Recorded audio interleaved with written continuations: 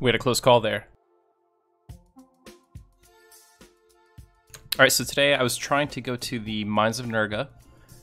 My pet and I were unbuffed, basically running over there, and I got jumped as I was turning on the stream here. But we're gonna med up and have another go at it.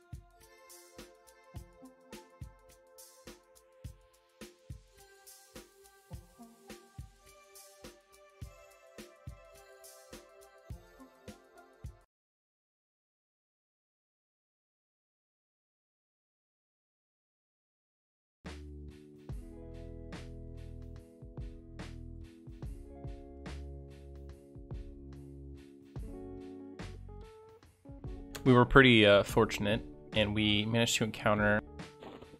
So we went to Runny Eye, and we were able to get a Black and Alloy Medallion by killing a Battle Wizard Palik. We also encountered King Zorb himself in the Gorge of King Zorb. We have a YouTube video of that fight. And another video we have is that I found the Spirali Moldmaster up this morning. Fought him, killed him, and he dropped no loot. So, terrible luck there, but it was still cool to find such a rare mob. It's really weird because he's got 3 potential drops, and he didn't drop any of them. He could drop the sword, the shield, or the gloves.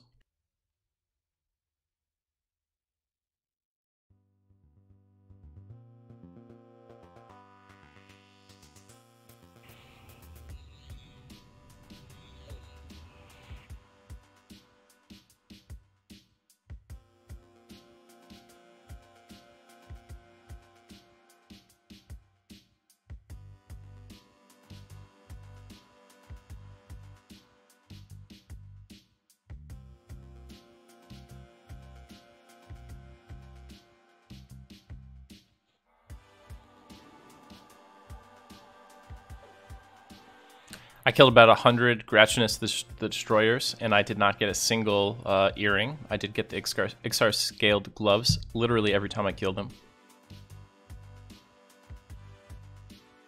What's up, Tamina?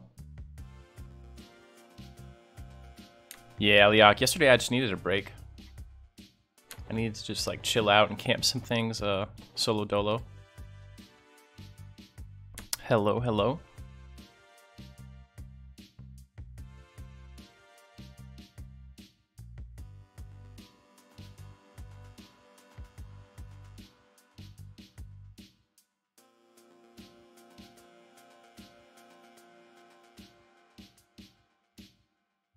So for those of you guys who don't know, or are just tuning in, me and Bobby Bick and potentially some other folks are going to have a race this Saturday. Unfortunately, it's not an EQ race. I'm sure we'll have some of those in the future, though. But we are going to be doing a Dark Souls 1 Drunk Souls race. So the way it's going to work is we're going to be using a randomizer to randomize item placement and enemy drops. And we will be playing through Dark Souls 1.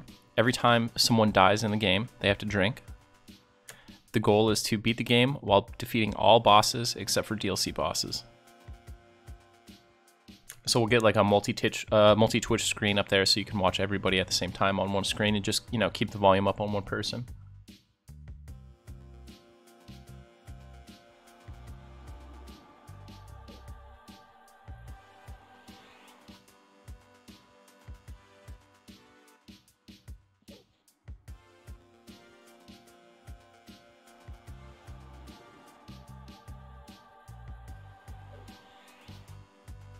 So my focus effects, I think, are starting to really have a really positive impact on my character.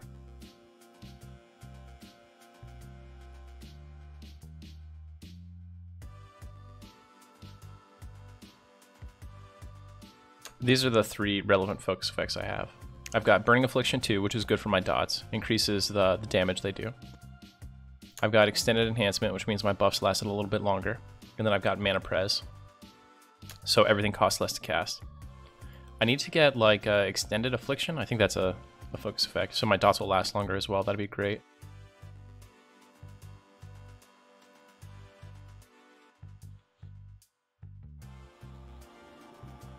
I'm sure somebody in chat knows a bit more about focus effects. I usually play a melee character.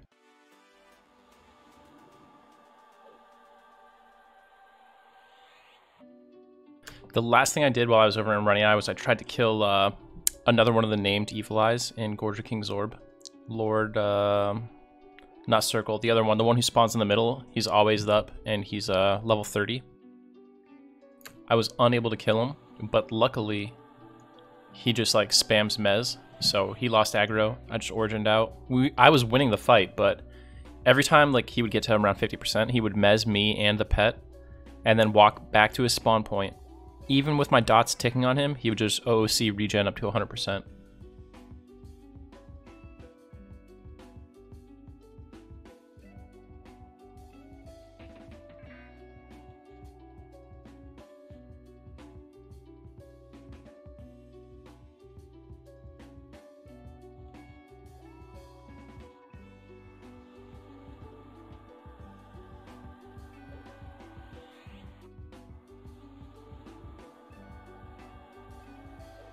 Oh yeah, this is what I have. I got Gator Scale Sleeves, camping the Ancient Croc in Upper Guk. It was actually really good EXP, despite it being like one static spawn.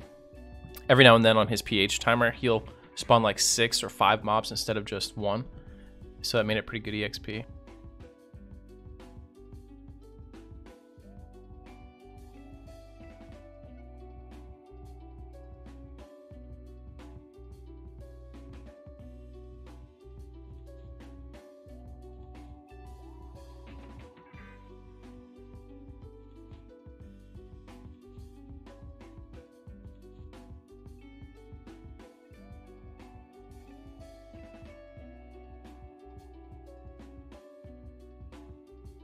Alright, let's try this again.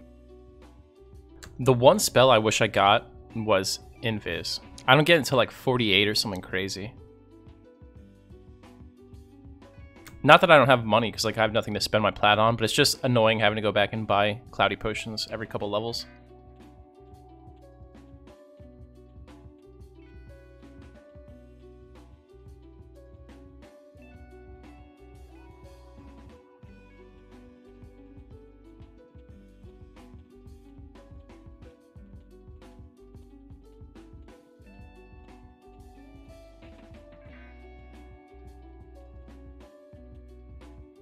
Hey, the beast is going good, man. We're level 31. It's very powerful.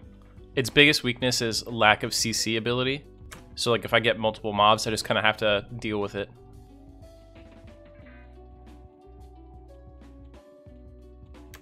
Maybe I'm crazy, Alum. It just seemed like that was a focus effect that would exist since we have like extended benefit kind of focus effects.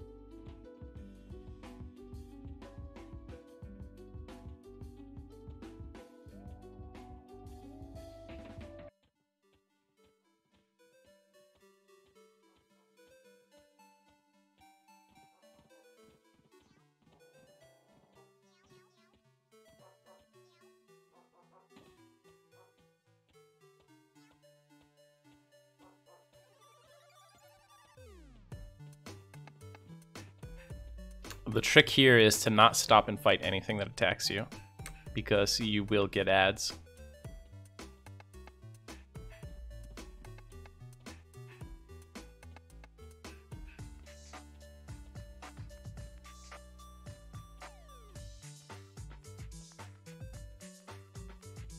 Yeah, Soup, I had that one. I replaced it because I got a Mana Press 2 item, and my boots now have my boots have Affliction 2, so it goes up to a higher level.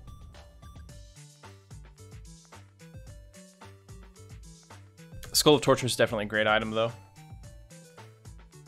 Alright, so I've actually never hunted in here before. Like, I've done this zone just for the purposes of farming silks and stuff. And of course, I've been here for the monk epic, so I have no idea really what to expect. Well, what I see is a redcon at the zone line.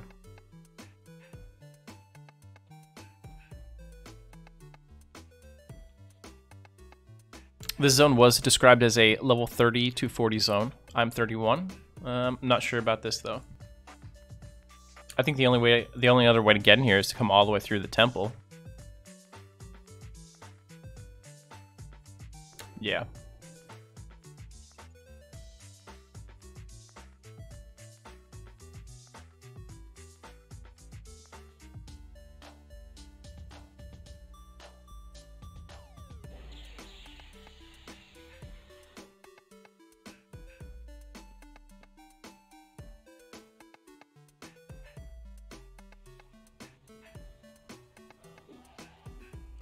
See what we could do against this redcon. Looks like probably not. He's doing some damage.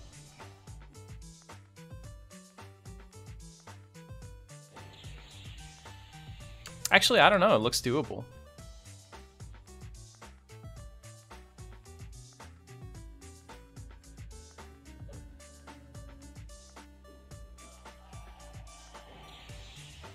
If I could land slow, it would be really good.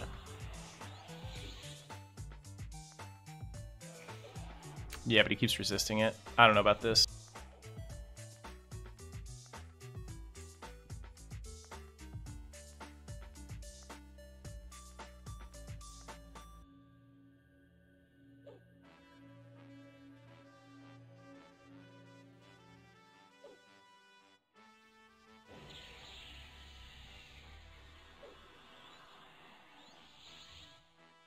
See if we can stop tank it.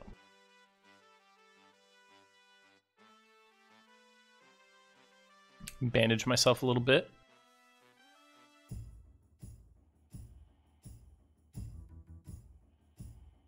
I don't think we're going to be able to keep up with his DPS as a stop tank. Looks bad.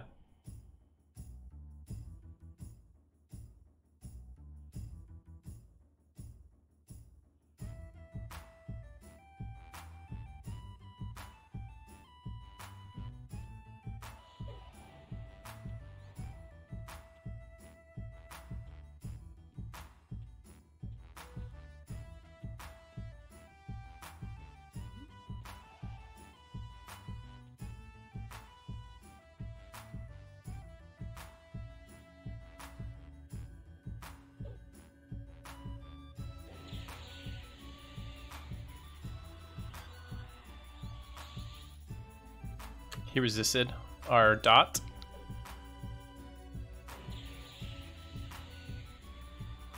Resisted both our dots, and we are out of mana.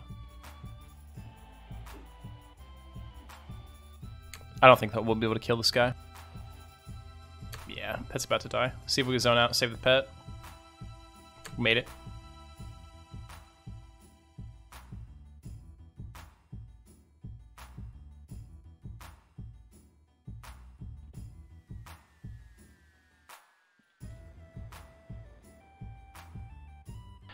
Maybe if we could pull him with the successful slow.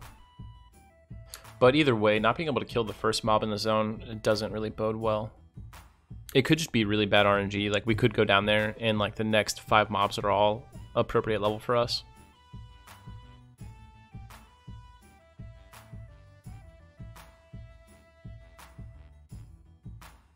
We also could have bugged him out, so now that he came all the way up that ramp, he might have a hard time getting back down. And we might be able to move on without him bothering us much. Luckily the pet didn't die. He'll regen quickly. We don't have to cast all these buffs again.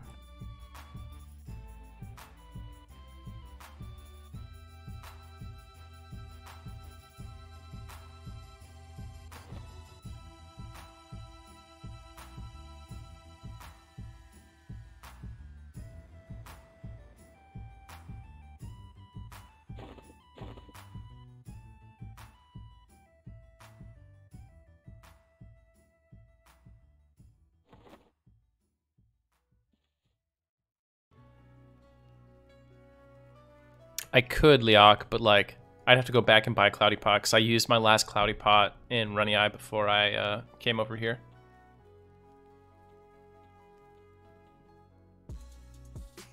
Alright, so this is actually really good. Okay, he's going back. That's not good. He's still low HP.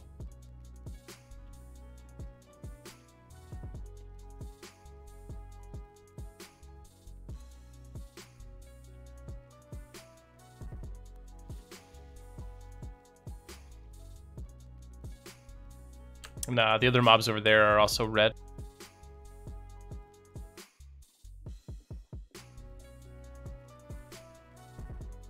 We're just gonna origin out of here.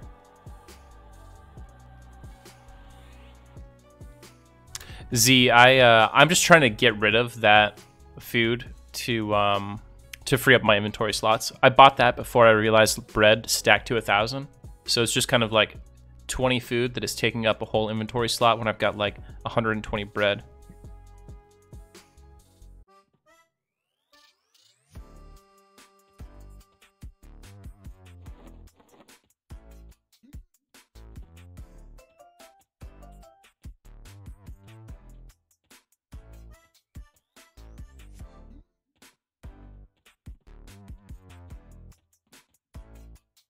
So our buddy Zorb also dropped his famous Slime Crystal Staff. I checked and it looks like the blue two-handed hammer, the two-hand blunt with the awesome proc, is actually usable by Beastlords. I could do the quest if I wanted to.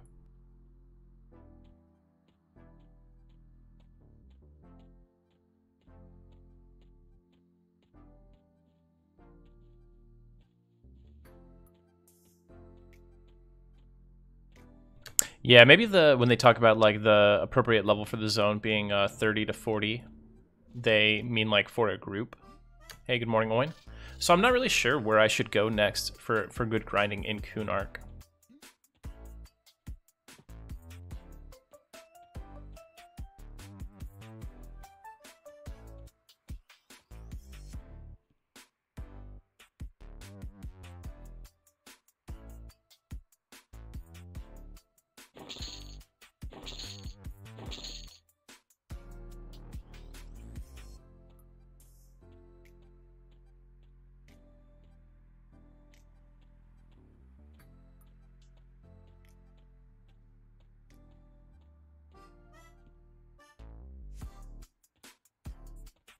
Like, I checked the fort over at Lake Villomen. It's kind of like light blue to me, so it's not a good spot. I'd love to do Carnors, but I'm pretty positive I'm low for that. Maybe like Dreadlands?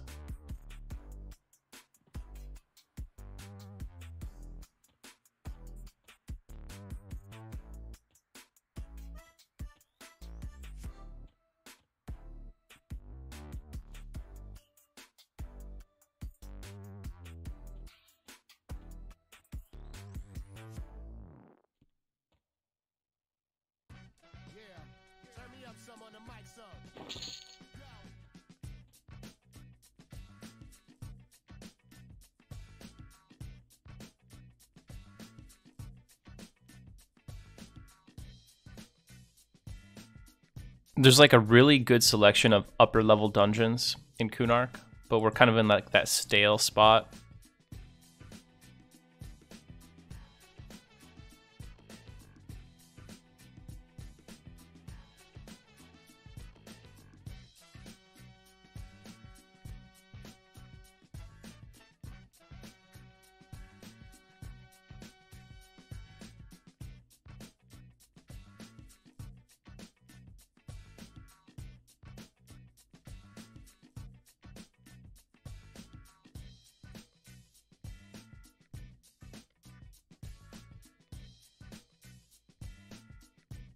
What's going on, Smelly Pirate?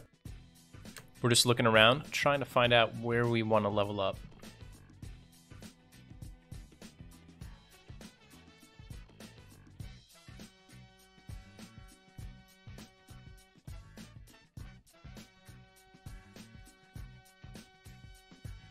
Yeah, we're doing mostly Kunark stuff.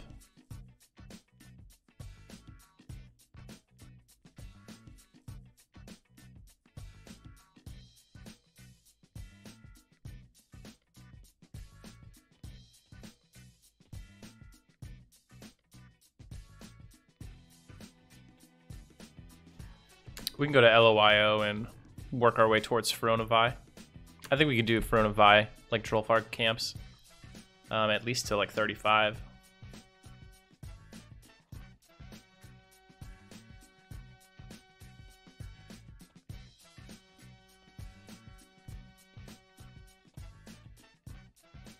So we were just in Nurga Sicarius, and the first mob at the zone line was 37. We couldn't kill him, but we went past him after one failed attempt. And the next mob was 34, Shaman. So we bailed out of there. Man, I've been to Downir a few times on this character, and like, it feels like Downir is definitely a death sentence. Yeah, Gypsy Prince is just a little bit faster.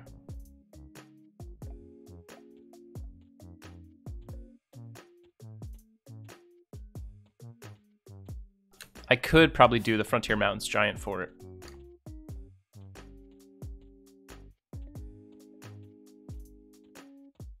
I'll check Feronavi, and if Feronavi doesn't work, we'll go do the Giant Fort, I suppose. Ultimately, I do need to go to Downir, but I just really think that going there right now at this level is going to be the end of this character.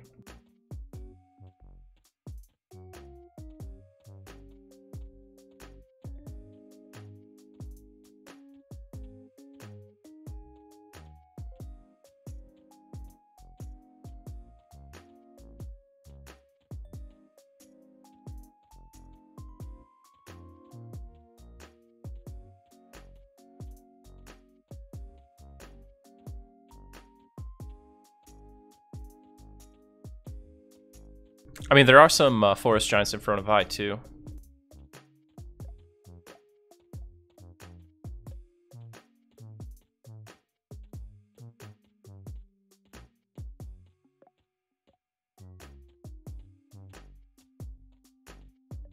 Yeah, that human vision is real, dude.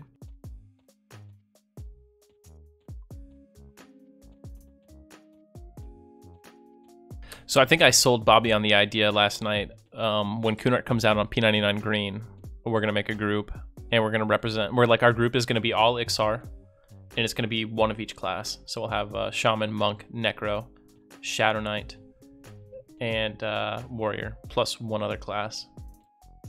Probably like a second Shaman.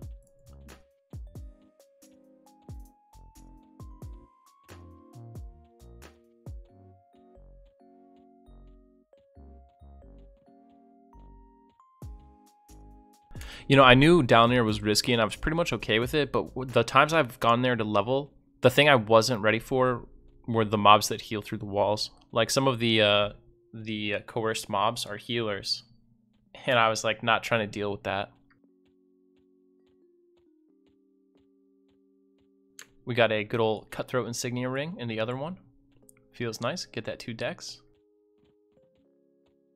Our earrings are the Polished Bone Hoop from Singe. We killed him the other day. Found another spawn of him and killed him again.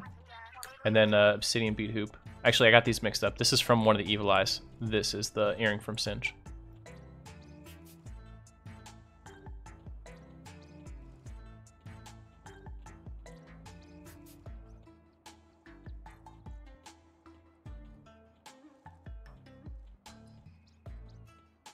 Last time I was in Downir, there was a group doing AE pulls, and they saw me and they're like, oh, by the way, we're doing AE pulls, like right as the pull came in and slammed me, and I was like, oh shit, a little late notice, dude. Luckily, I made it to the zone line, but it was close.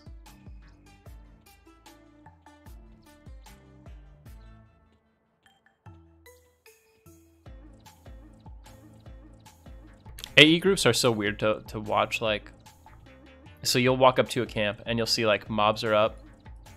You'll see some people just chilling. You're like, okay, I guess they're just, maybe they're camping named. They're just sitting there. And it's not like one of those super optimized AE groups that you can spot because there's like 12 wizards and 15 enchanters there. You know what I mean? It's just like a few people because they're doing like newbie level power leveling. You're like, oh, that's weird. So you start killing some mobs around the camp because they're up. And then all of a sudden you realize there's 800 mobs walking through the door.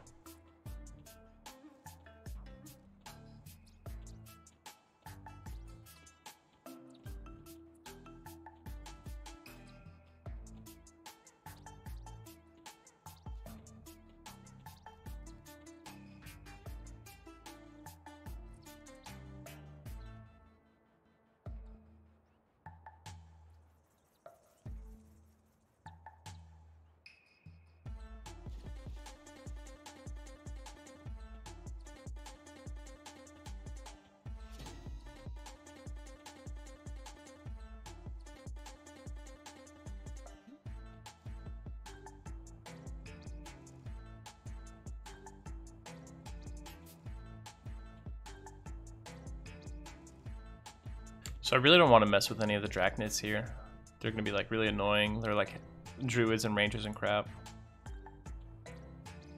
Yeah, I don't want to deal with anything that's casting skin like rock.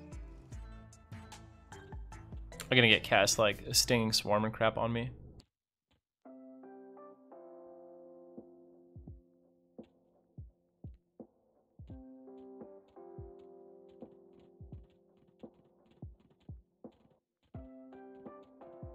It'd be funny if we found an ancient Jarsath up.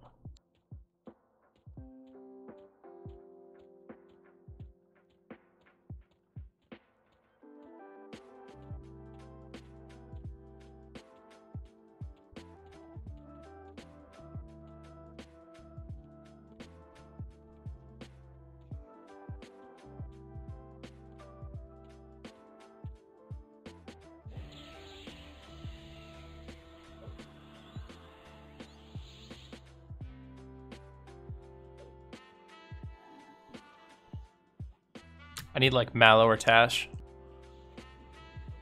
My dots are starting to get resisted quite frequently.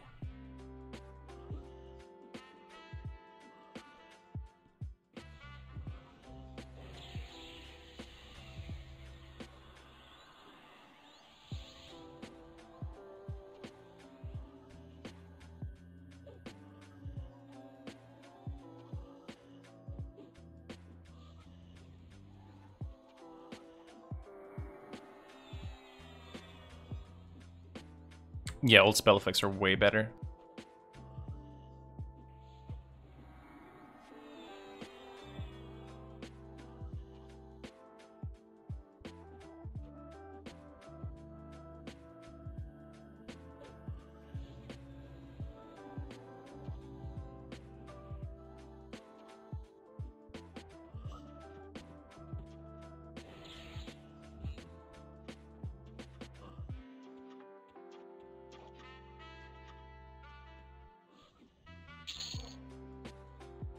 %4 for a yellow kill. It's not terrible.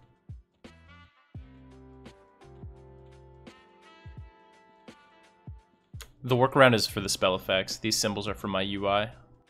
I keep meaning to change them because I don't like them. I'd like to get like the originals or like the modern ones.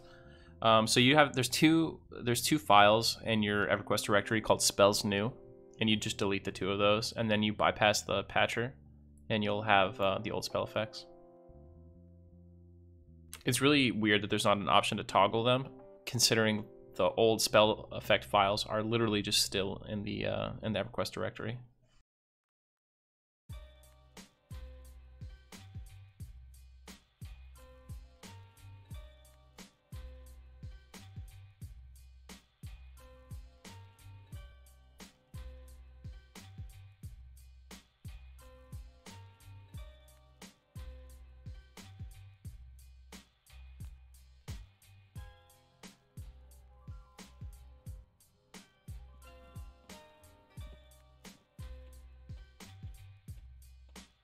Yeah, we're getting there, Knots.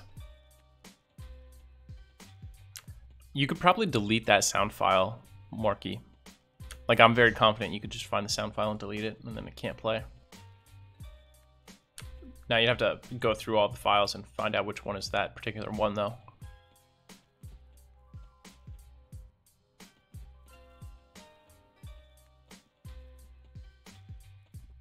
I am 1 level away from getting Levitate. Dude, Knots, I need to get 8 pages from the casters in like the deepest part of Crypt of Downir.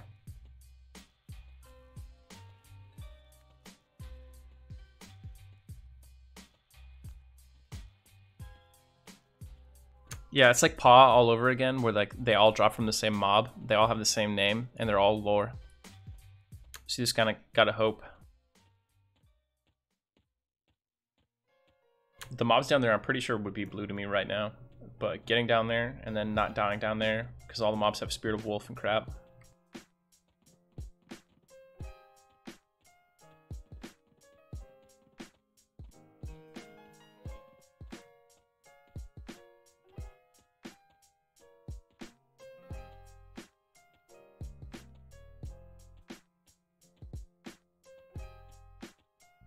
Yeah, there's a ton of casters, and the mobs, the items that we need only drop from the wizard NPCs. There's a lot of wizards and enchanters down there, and then there's obviously shaman and clerics.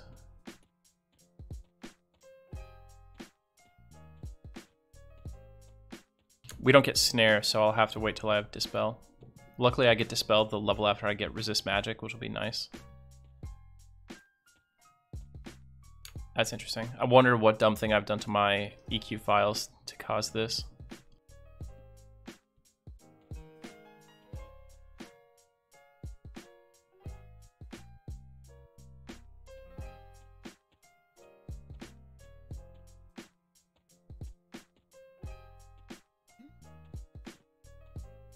Yeah, we're moving and shaking.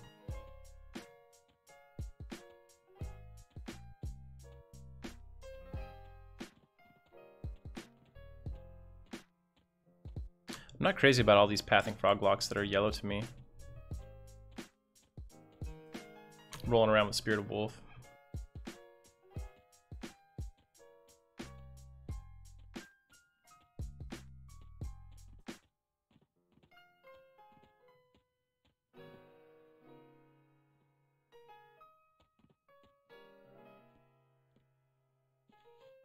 Alright, we're gonna need more mana no matter what our next option is.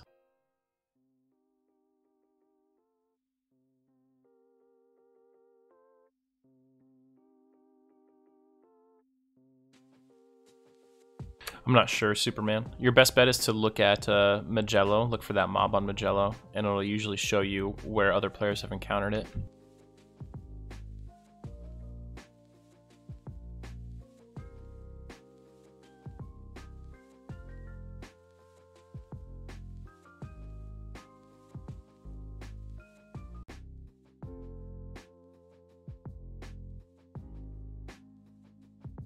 Magello, like Magellan.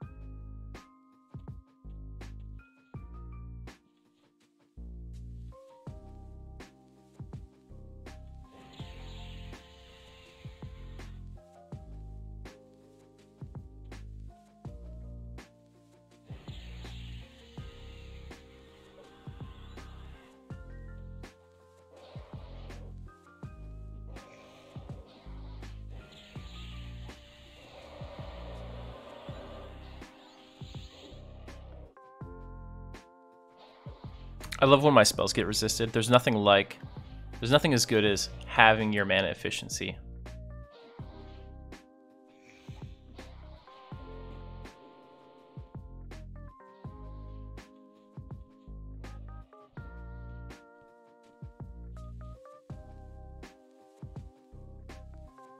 I think at 35, I get Envenomed Breath. That'll be nice.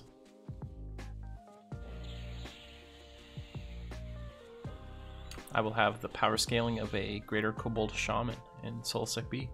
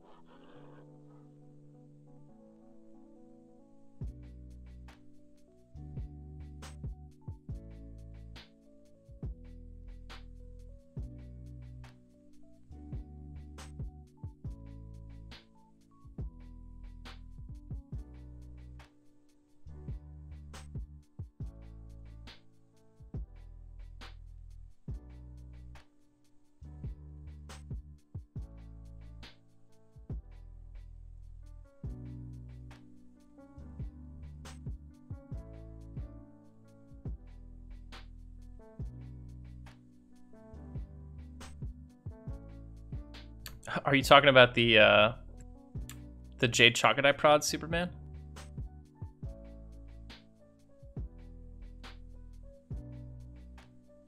I'm not sure, Knots, but on TLP servers, you basically never want to use a two-hander unless you're a knight.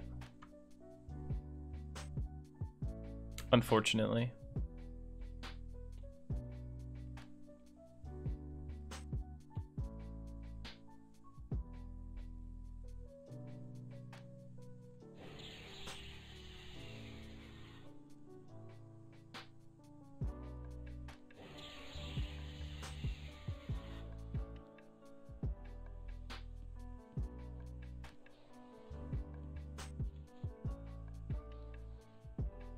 I could kite these guys and take 0 damage. Like, I could just run circles after and send my pet in, like, after they've taken some damage from the dots.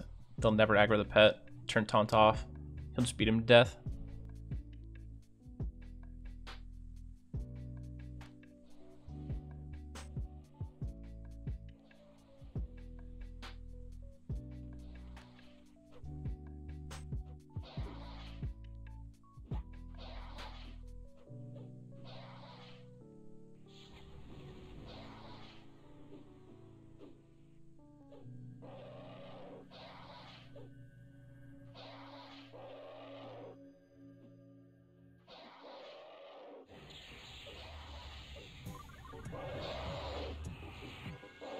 We're getting to the level where my current nuke just doesn't matter to these guys.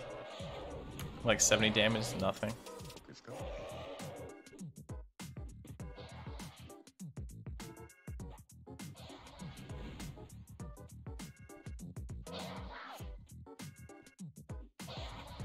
They're cool. It always feels better when you're fighting a mob that looks neat.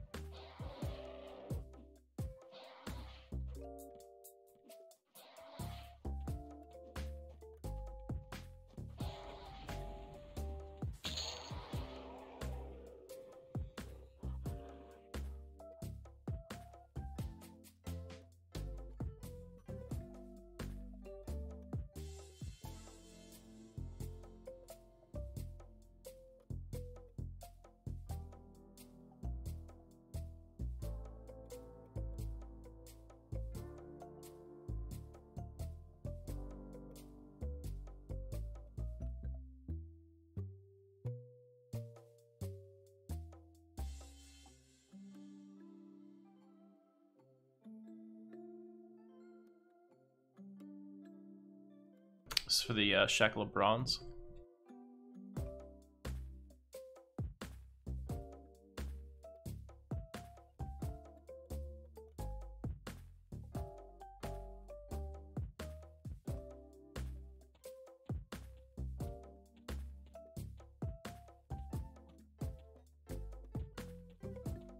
Oh look, it's Quinn of the Mechanical Ixar Tale fame.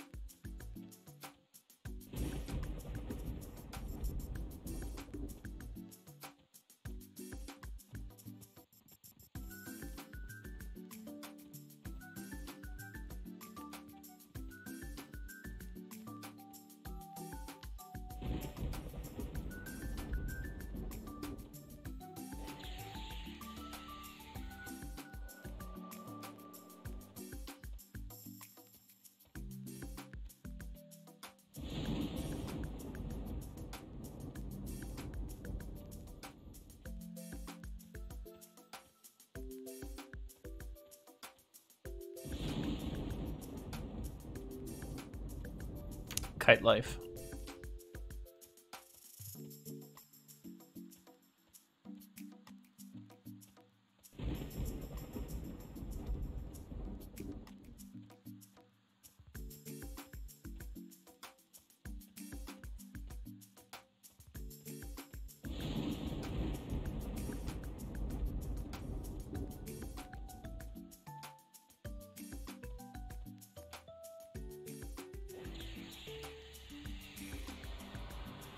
Dude, what a dick. Interrupting my spell.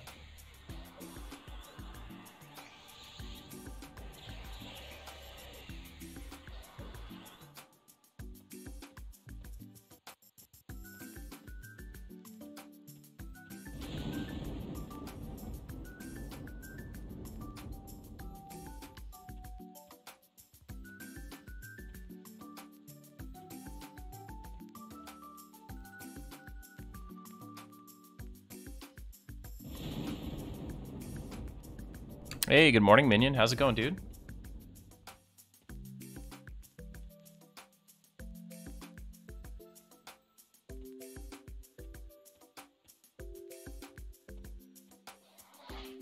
Good to hear.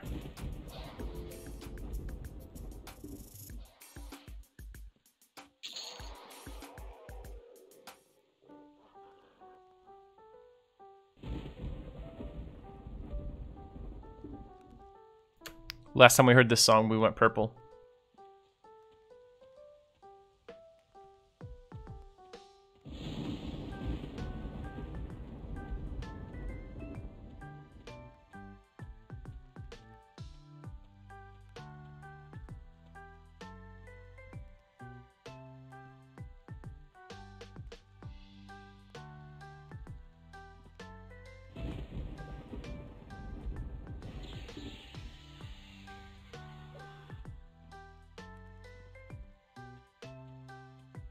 Oh no, Spirit of Wolf is running out on my pet.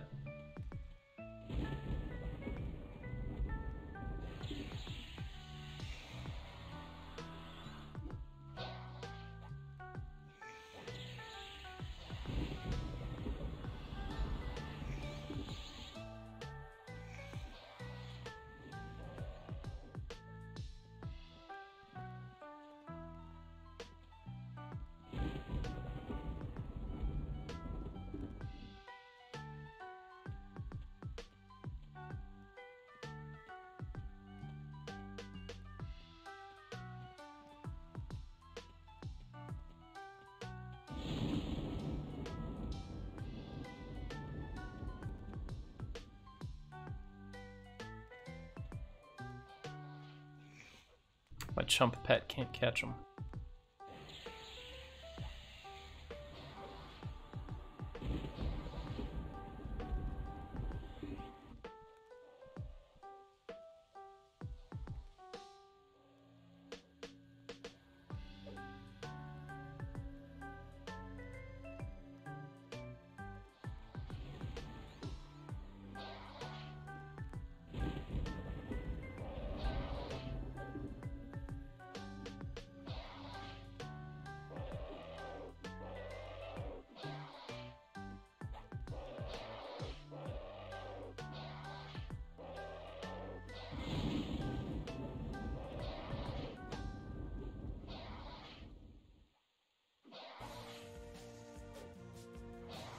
Bye, pet.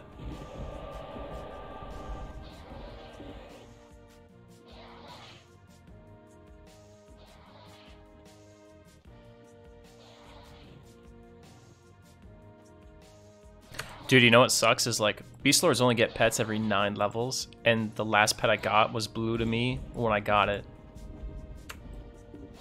It's gonna be like green when I get my next pet.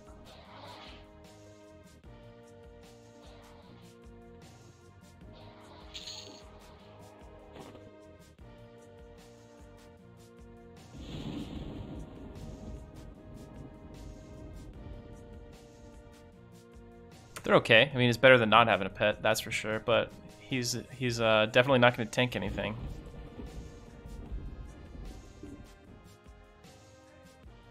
Yeah, Flayed Skin is cool. Drops in Carnoris, right? Upstairs in the hand room.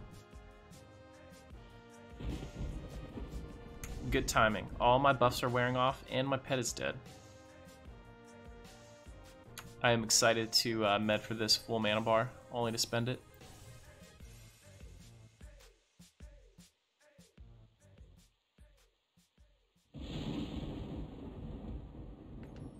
Now that I started thinking about it, I can't get my mind off of how good it would have been if you could have been an XR rogue.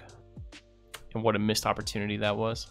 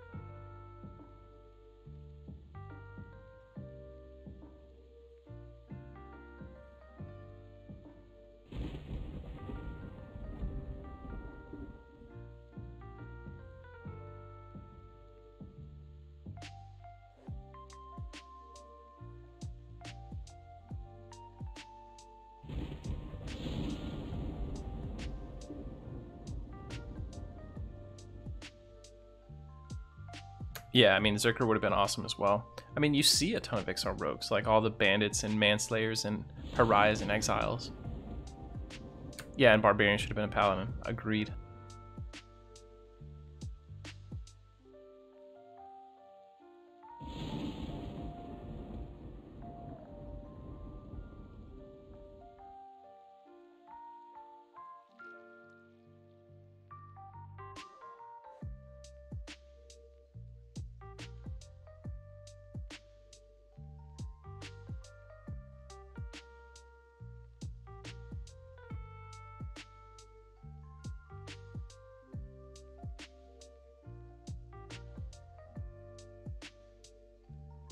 Yeah, humans can't be shaman because they're too civilized. Only like the tribal races can be shaman.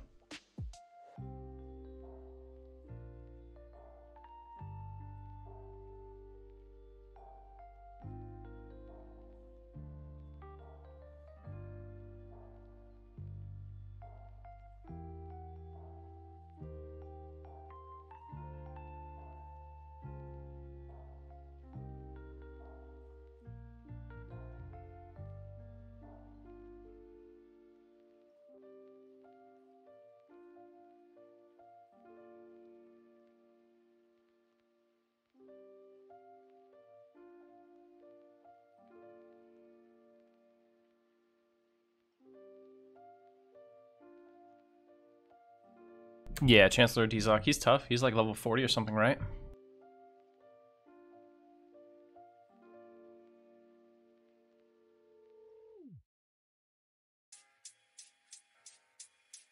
Oh, Valoroth, hey, thanks for the raid, man. Appreciate it.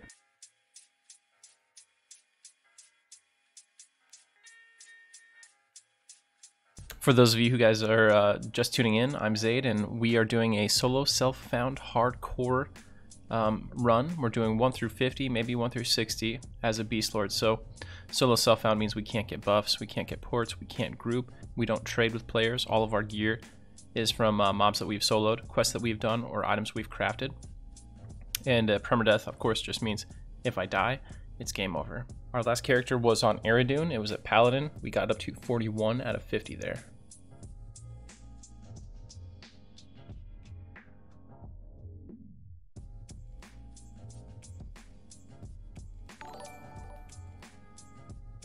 Zythan, thank you so much for the sub, man. I very much appreciate you supporting the stream.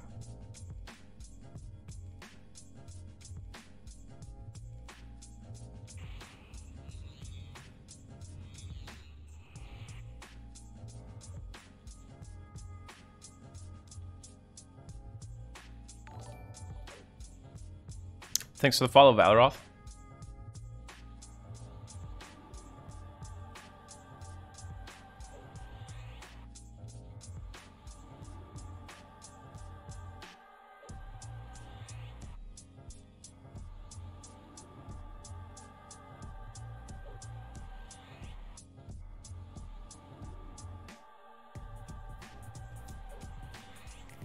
Thanks. I'm glad you're enjoying them, despite the lengthy downtime we sometimes have.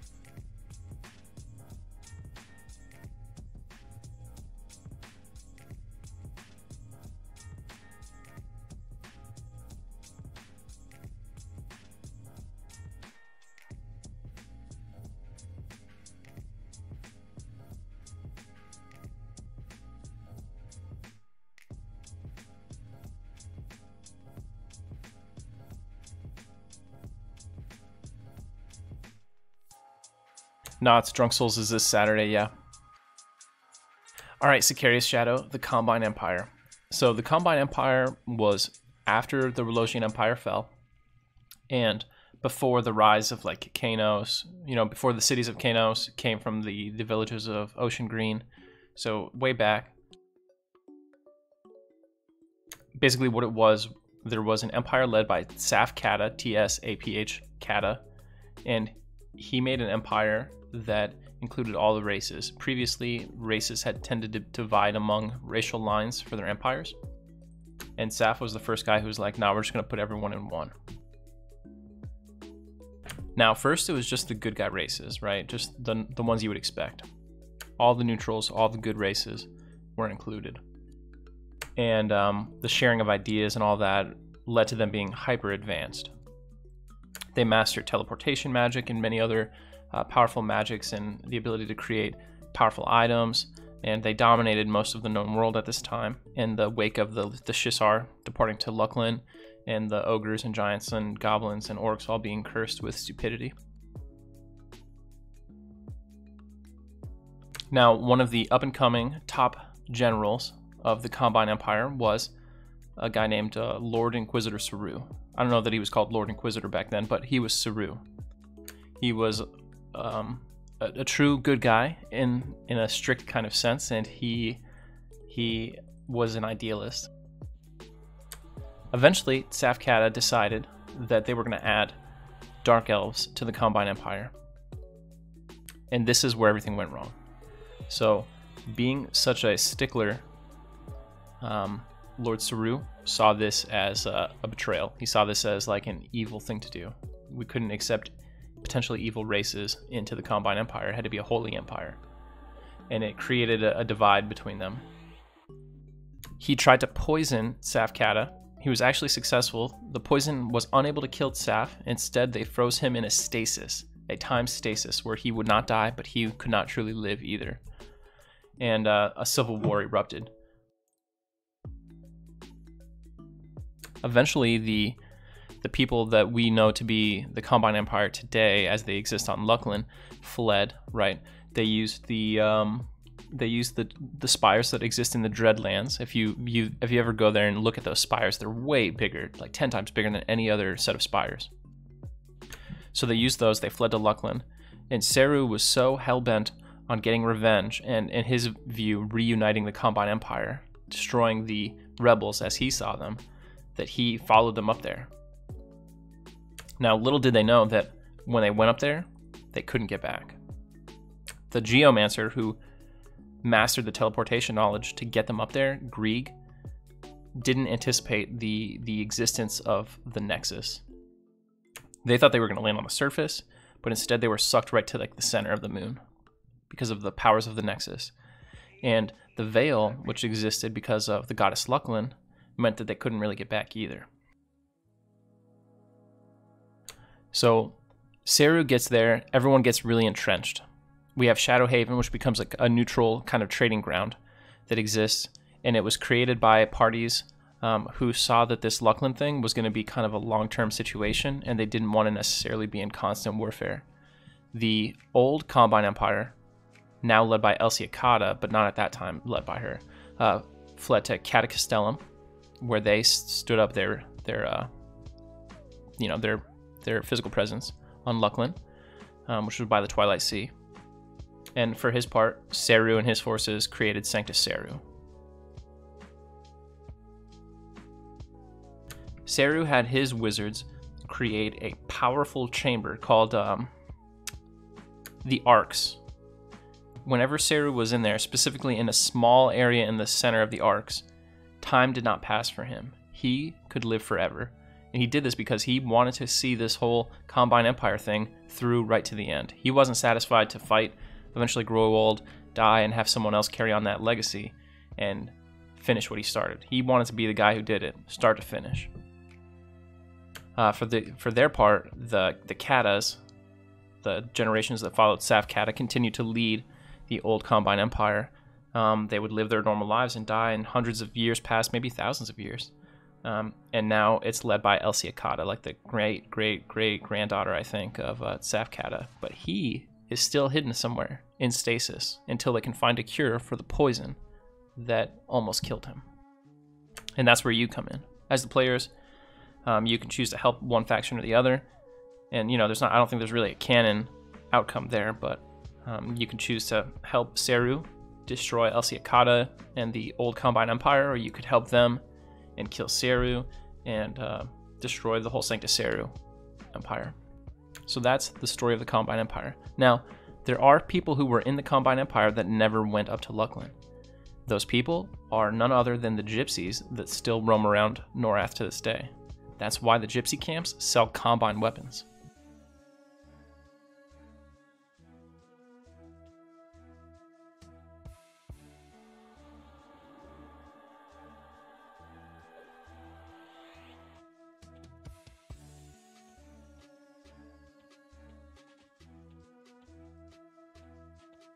I hope you enjoyed today's presentation on the Combine Empire. Ooh, a Redcon Snarler. Let's do it. Snarler.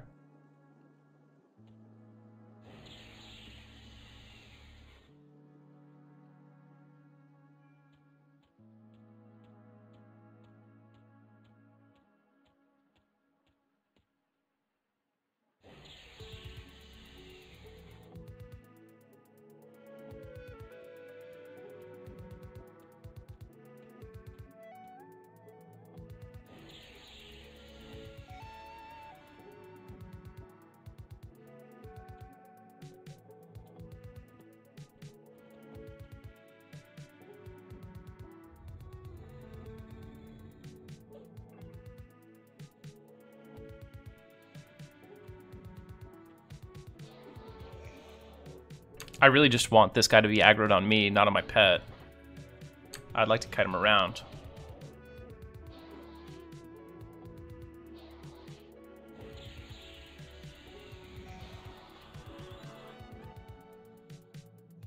There we go.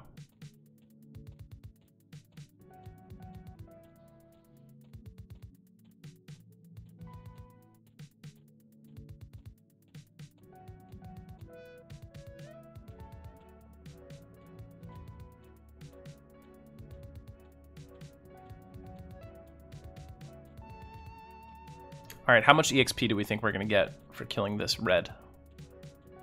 He is 4 levels higher than us.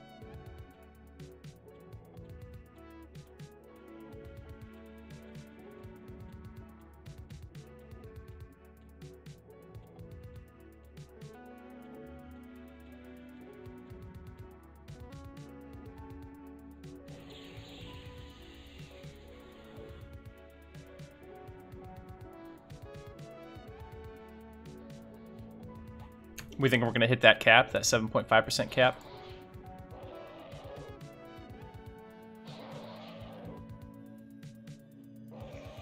Or do we think 5.5% is the cap and that's why we're going to hit that? I've been noticing at these higher levels I've been getting 5.5 a lot.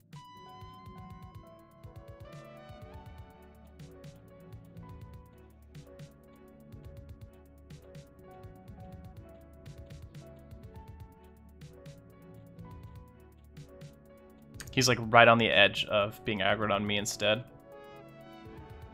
I'm gonna stop my pet and let him regen.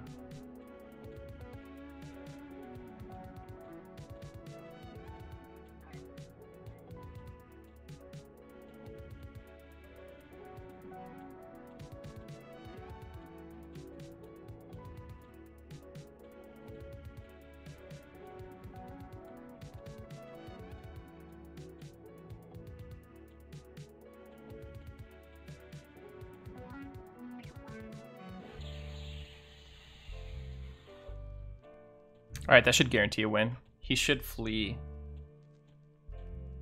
Yep, there we go. All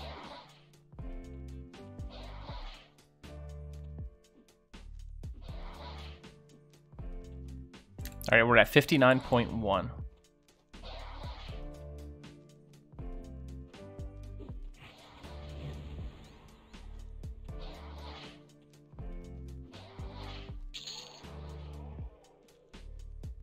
Looks like 5.5 is the current EXP cap. I think 7.5 must just be the cap that you deal with at lower levels.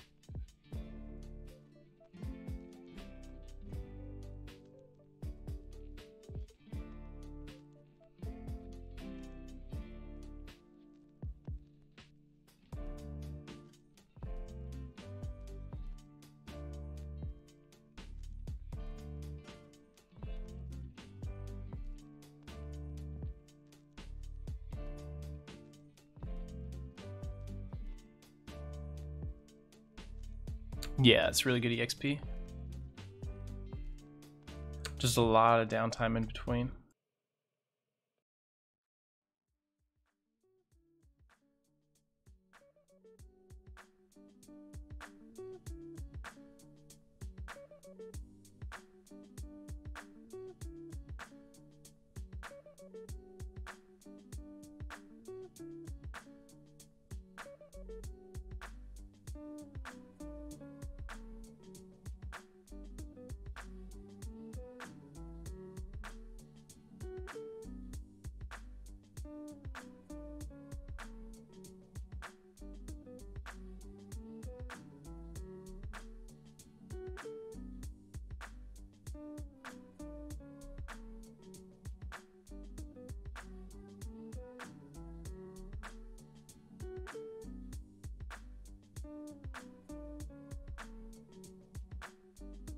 I wonder if maybe I should go to like Soleil and do gnomes.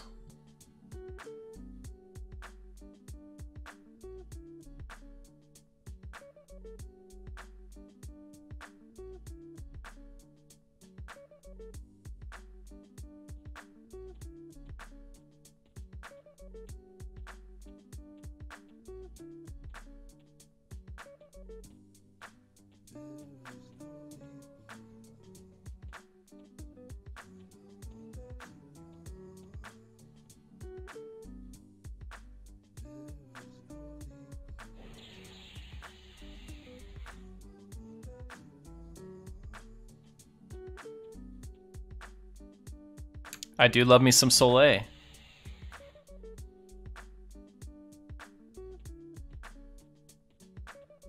No, they're mostly just warriors.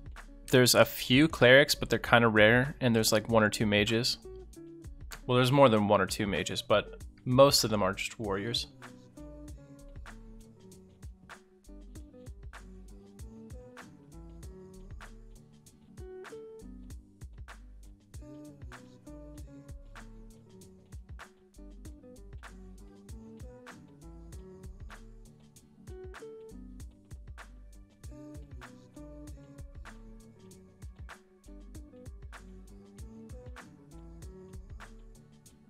I feel like I don't put as much distance as I should between me and these mobs with Spirit of Wolf.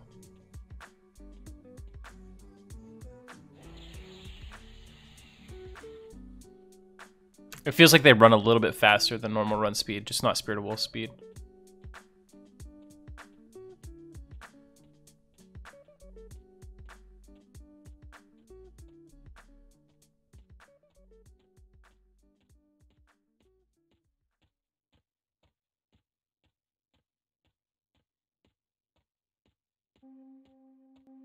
Sicarius, are you talking about Agnar or Cello when you talk about the Kothbot?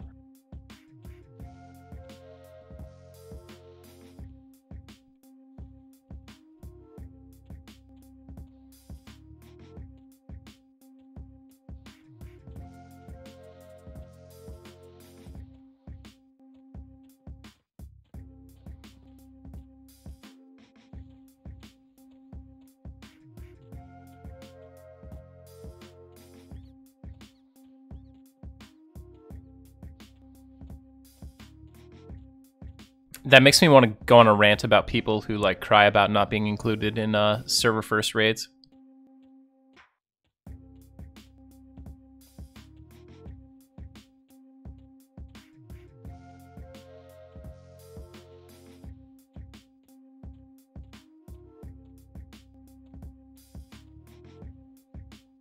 Sir, please unhand my pet.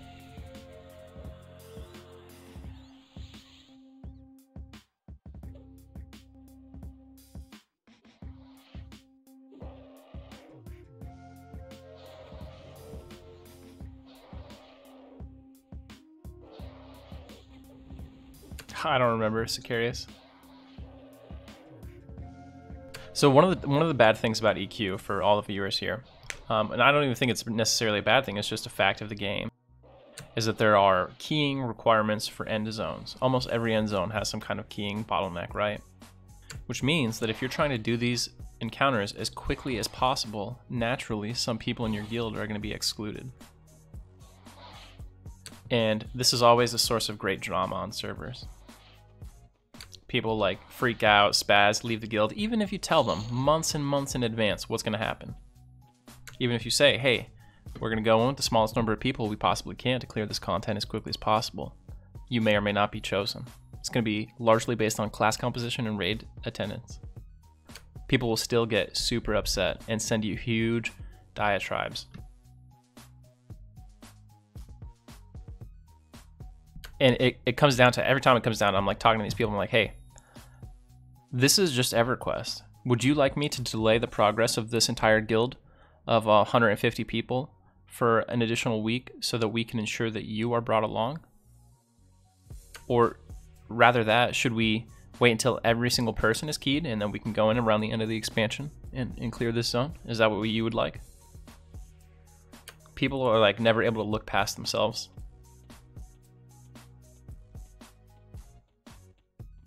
Dude, I've had so many people cry about it. You know what? I'm gonna bring up a notepad document that you guys will love.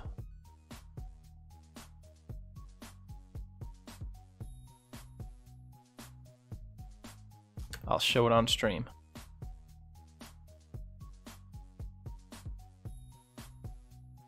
Letter to Zaide. Someone sent this to me because I did not give them a rift from the first Emperor Sra kill.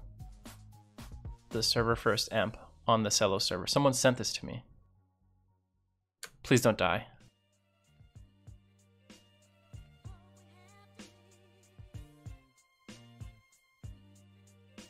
Look at this. I don't know that I've read it ever. I don't think I've ever read the full thing.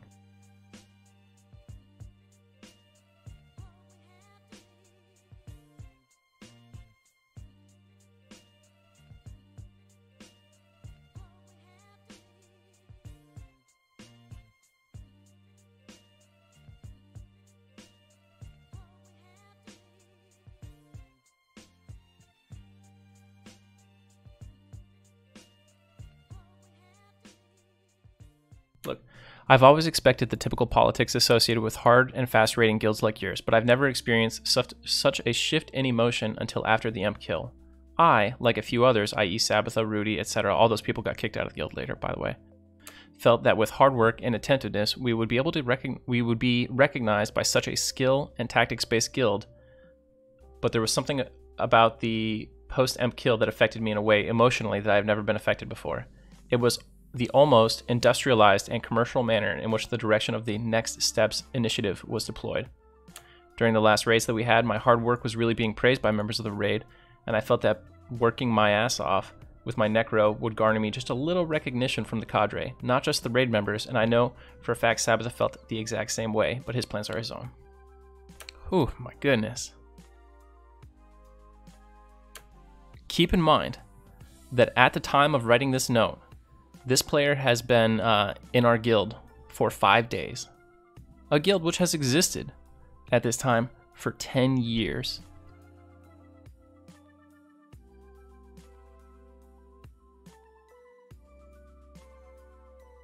Emperor Sra drops 40 shards when you kill him, or 40 rifts. Only 40 people can get them. Keep in mind, chat. Keep this in mind. He's writing this note to me. I did not get one of the rifts. I led the raid. I didn't get one of the rifts.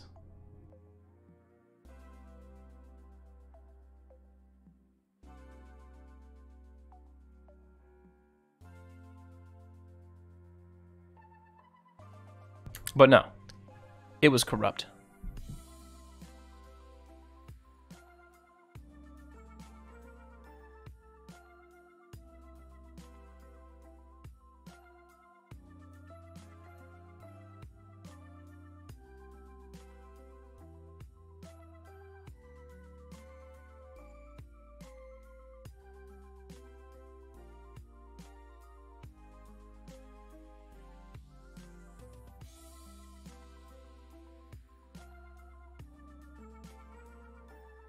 Anyway, enough time looking at that. We're not going to read the whole thing. That was written by a necromancer applicant by the name of Necrophilia. That person is actually now a member of That's EQ Baby, but I will not divulge their character name unless they've named themselves the same name.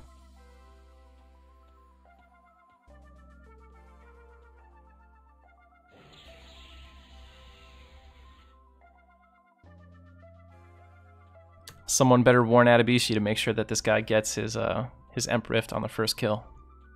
Otherwise, he will receive walls of text.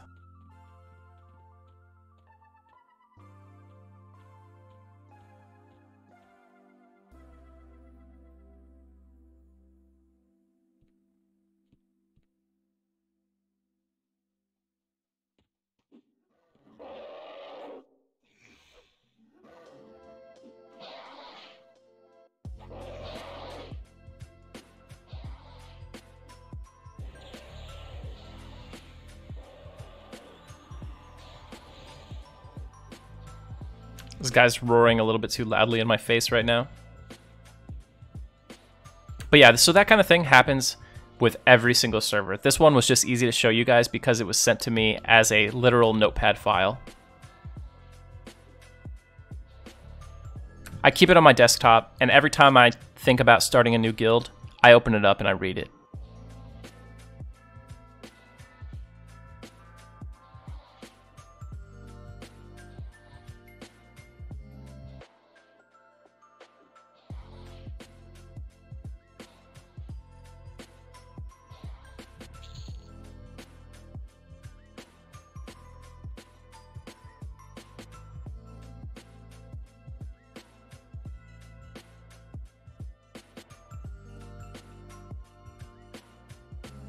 Z-Mills, I wish there was, but if there is, I don't know. There's probably like, if there was, it would be some really obscure chat command like dynamic sound for...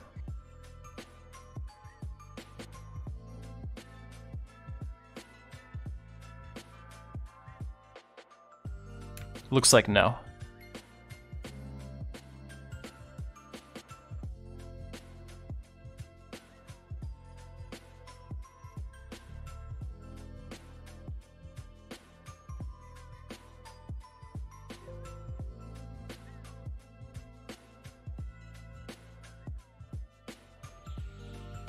I wonder if this guy can drop Shin Greaves and Shin Gauntlets.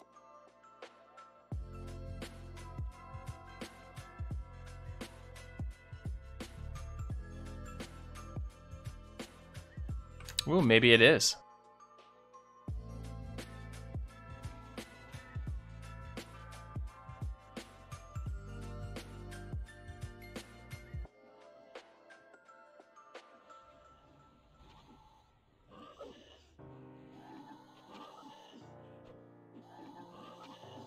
I can't really tell.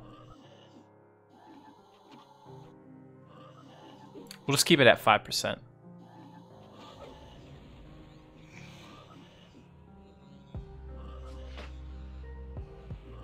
Sir, please don't kill my pet.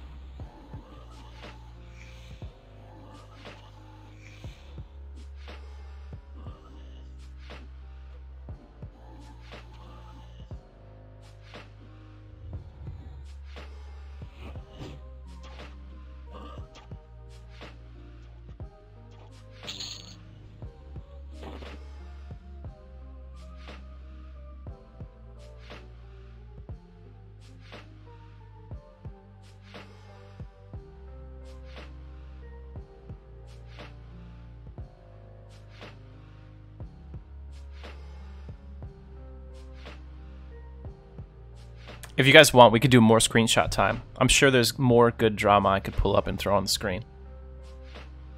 Just let me know.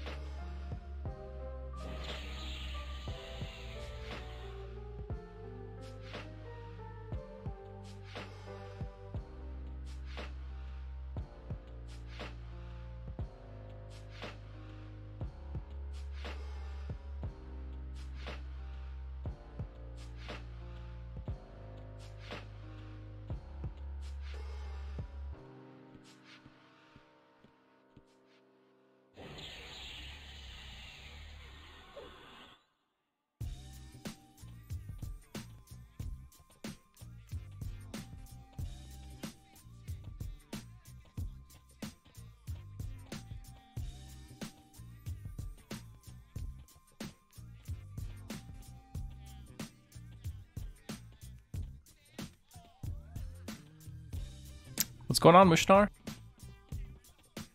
Yeah, we're hanging in there, man. Whoa, Keebs, I talked all about that that grief message.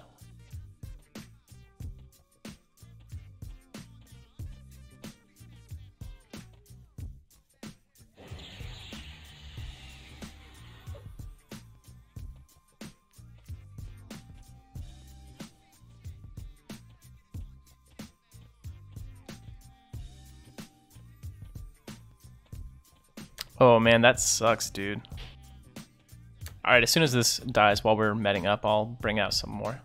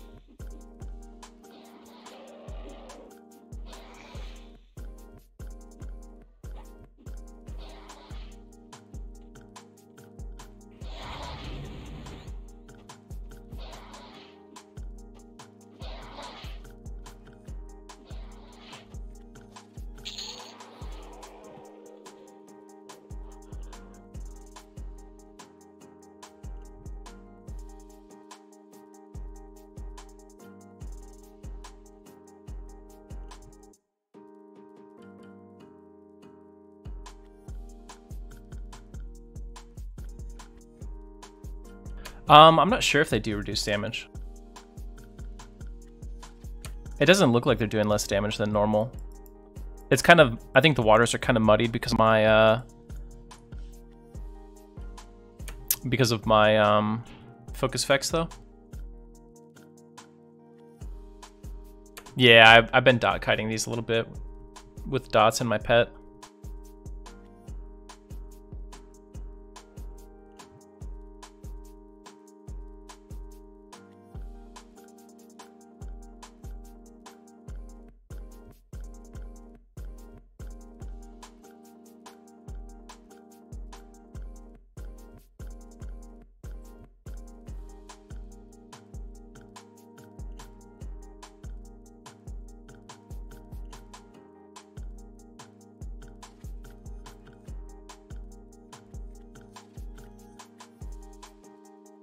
All right, so part 2 keeps. We'll do some more stuff. Maybe you guys probably have heard that on the Agnar server, we woke up the sleeper about 22 hours after the server opened Velius and destroyed all the loot. This is sort of like the origin of that.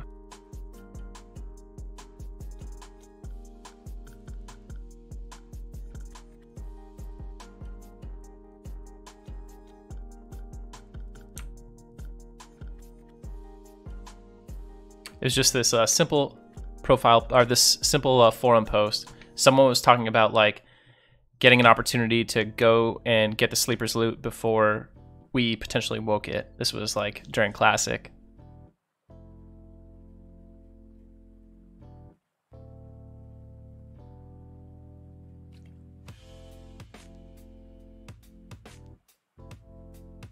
And then this person said, no, you won't. So we did.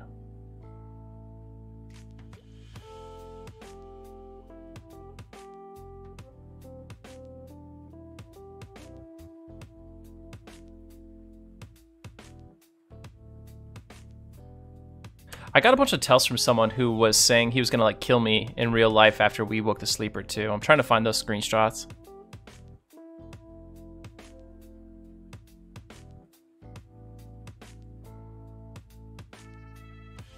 I didn't record it at the time, but there is a video out there. I think my buddy Tavinter did it.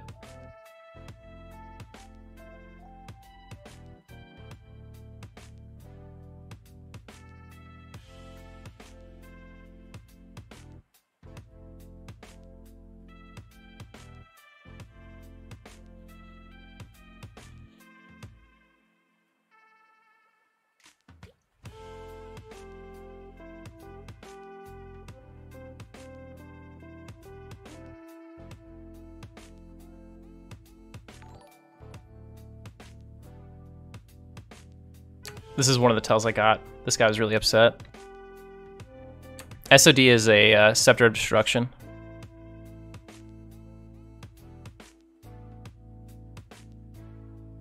Sillin, thanks for the follow.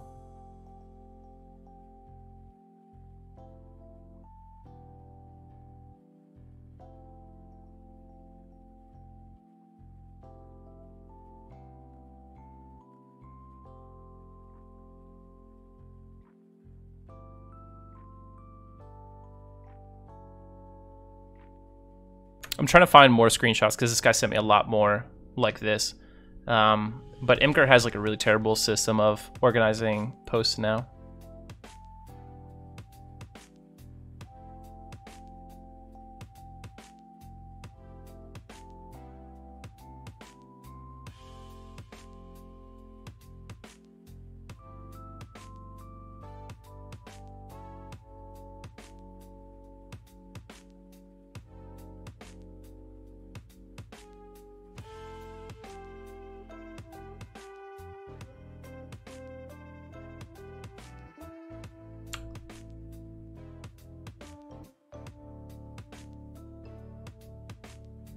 Oof.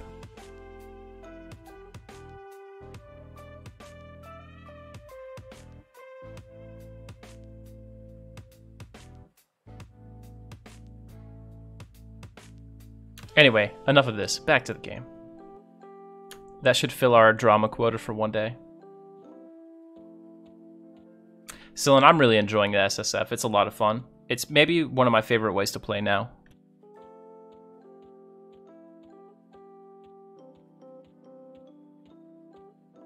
Right, Nils? Dude, actually, it's funny you said that because it does remind me of Cameron. Good old Cameron Diaz.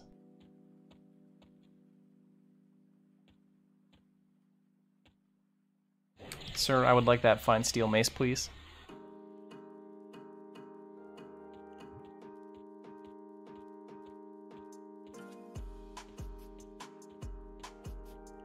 Yeah, number one lesson learned from all those kind of tells and stuff. Don't lead guilds. Love Mom. So there's two reasons. One is the Beastlord is a more solo effective class, so I'm able to level a little bit faster. And I also have better leveling options because of Kunark being open. But a huge factor is that Mangler has slightly faster EXP rate than Aerodune, and none of my camps have been contested at all.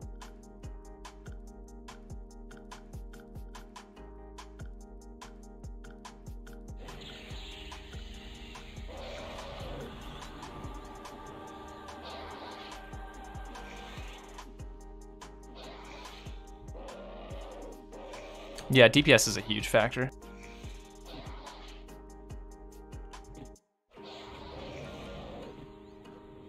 So, I mean, like, let's look at the dots we're getting right now. Sicken is doing 11 to 12 damage. And we're doing 24 with Tainted Breath. So now we'll start running. Assuming I can pull aggro off my warder that's literally not attacking. Okay, so now we're running. We went from 25, 24 on Tainted, 11 and 12 on Sicken.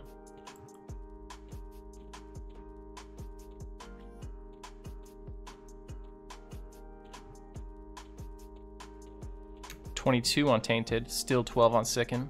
24 on Tainted, still 12 on Sicken. So it really doesn't seem like it's doing less damage. I mean, the 22s are a little bit less, but it hardly seems significant.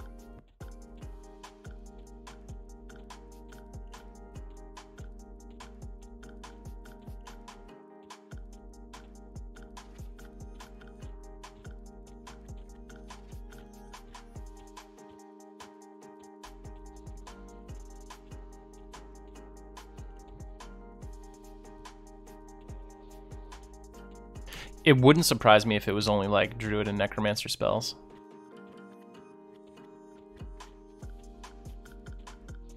Or if that nerf was just like reverted later. Because that's like a really old nerf.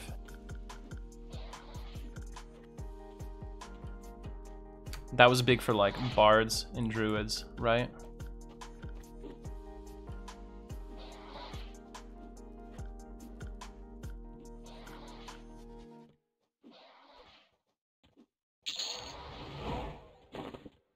Bronze Mace? It's like the Poverty Drollvarg.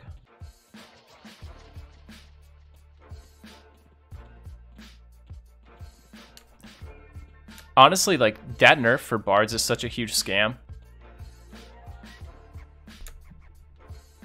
It would be like if they just removed defensive from a warrior. Just take the primary solo method of the bard and just say no. You're done.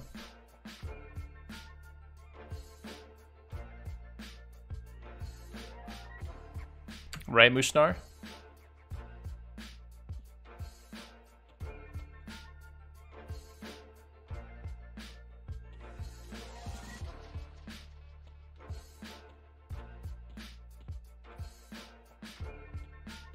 We got like one more kite in us before we have to rebuff.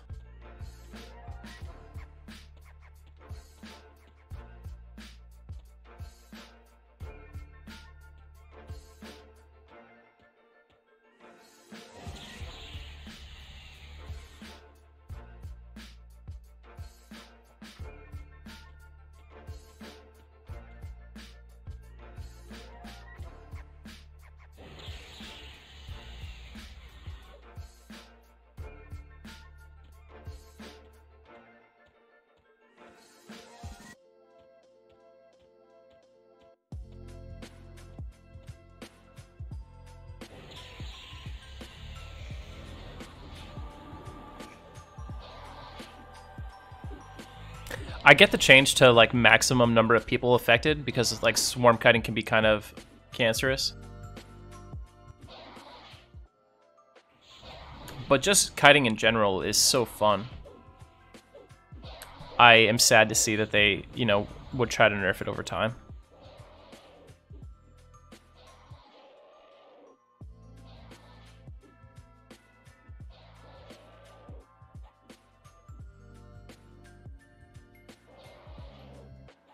Cutting on a necromancer is an especially enjoyable experience.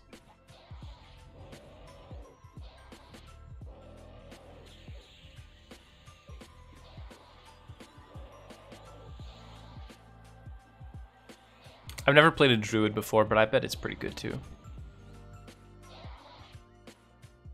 It just seems like druid would be so scary not having the pet safety net.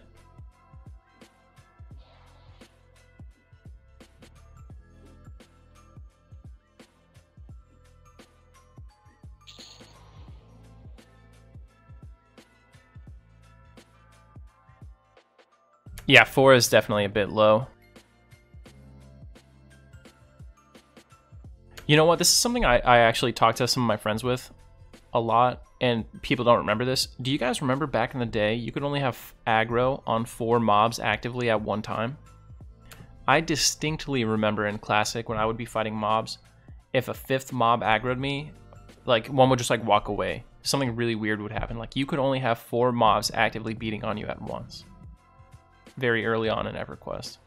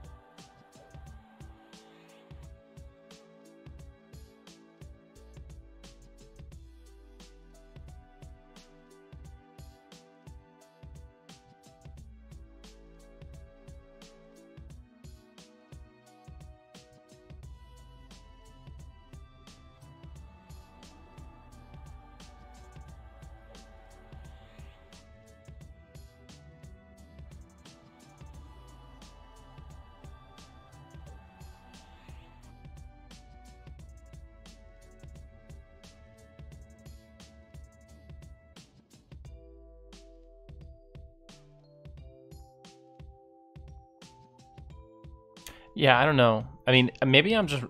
If no one else knows about it, odds are simply that I'm wrong. But I pretty clearly remember, like, weird things when you tried to have more than 4 mobs attacking you at one time. Especially when I was, like, soloing.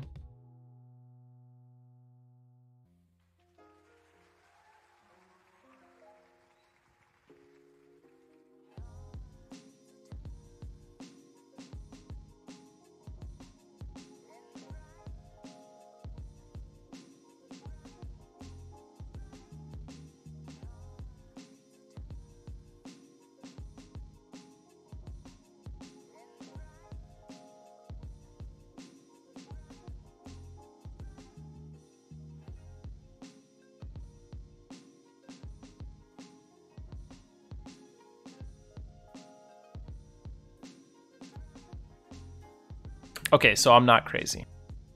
Like, maybe they would all chase you, but they would not all be attacking you at the same time. Yeah, exactly. That's what I remember.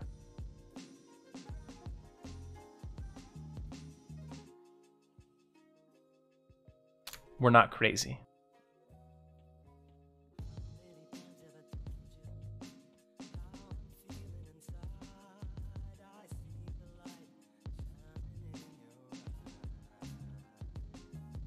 Yeah, I think it started at the 5th mob, that weird pathing thing they would do.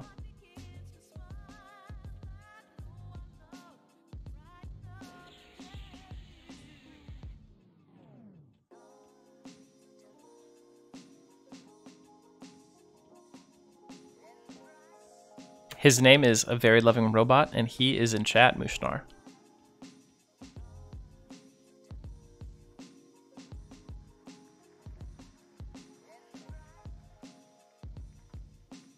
Dude, I think it was the case even in Kunark.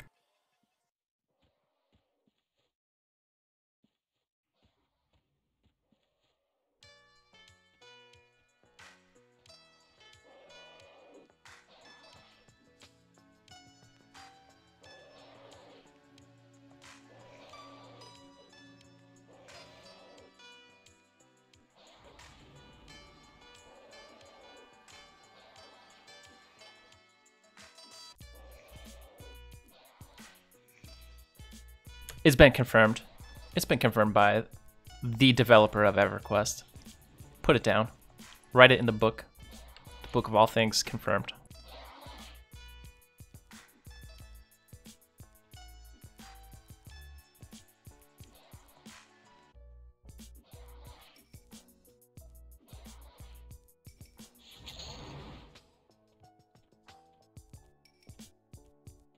Yeah, I don't know. Maybe it could have been an anti-AE measure that they added like slightly later after launch, or it definitely could have been a resource kind of thing, because, you know, back then it was pretty tight.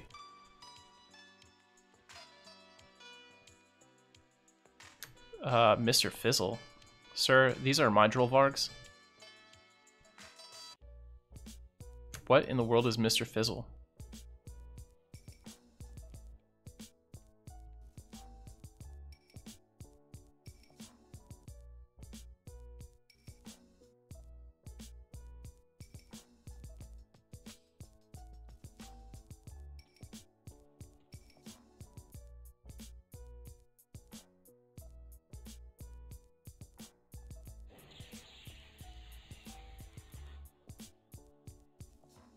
Discount droll varg. Thank you, sir.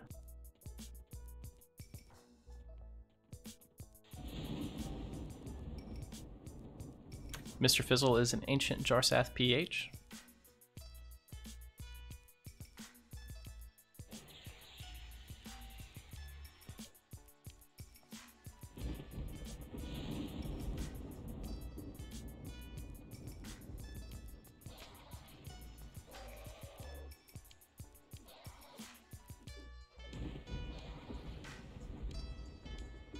Chorus Plays, thank you so much for the follow.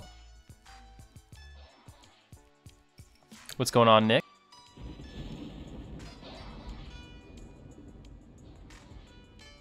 At first I thought it was just some shaman up there, like, wrecking these mobs.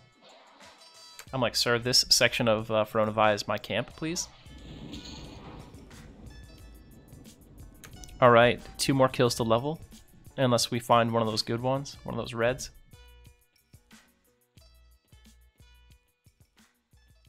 Once we hit 32, I'm actually done with Throne of Eye. Take it too long.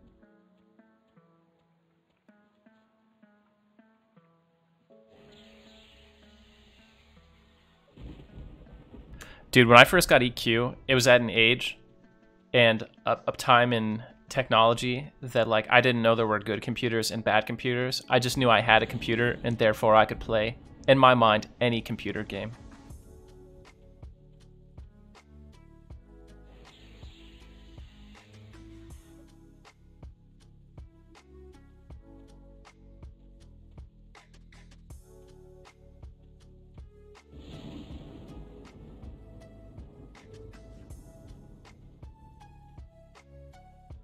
Everyone put an F in chat for Superman, whose hardcore solo self-found character just perished in the Lake of El Omen. At level 25. Sorry, buddy.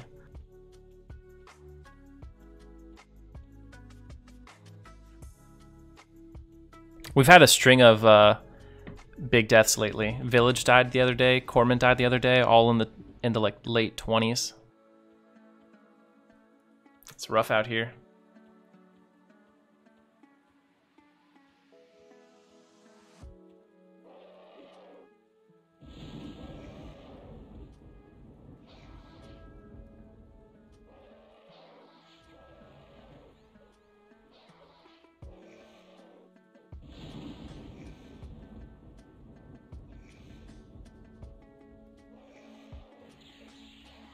He was a necromancer. He aggroed the Chancellor of Dizok.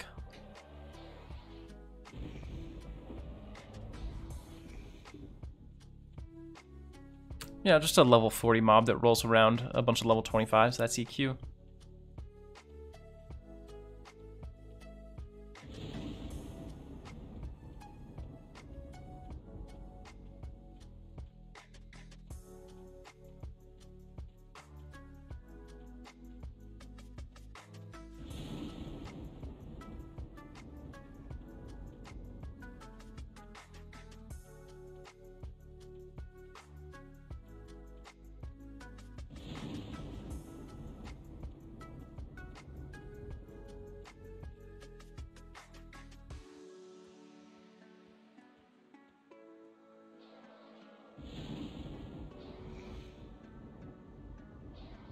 Oh, that's awesome.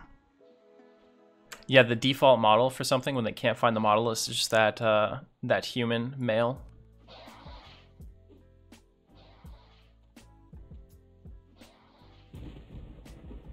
Yeah, those zone times are real. That AOL internet. At least that's what I had. Dude, I remember when I got DSL for the first time. I thought I was like the king of the world. I had like 4-minute zone times instead of 20 to 30-minute zone times. It felt incredible.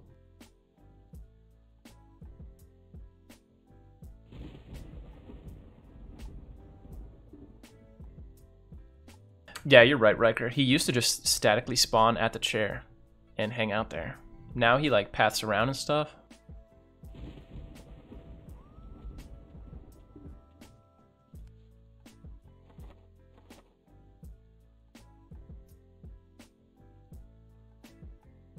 Levitate.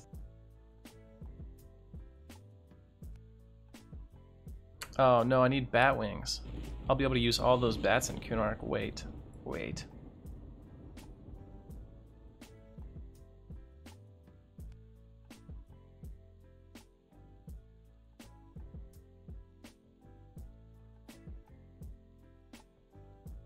You know, kind of what you're talking about there, Sillin, one of my buddies, Nick, who's actually here in chat, proposed an idea of like getting killing raid mobs with SSF characters. Like basically everyone does SSF hardcore. Whoever makes it to like 40 plus at a certain date, we all go try to kill Nagafin and Vox and Finny. And if you die during the raids, it still counts for your hardcore death. Yo, by the way, Nick, check this out. I found ye old King Zorb up. Pretty sure I still need bat wings for this.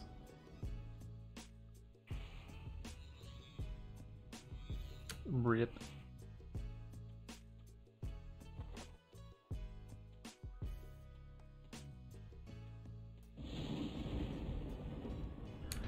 Superman, why don't you try Beastlord?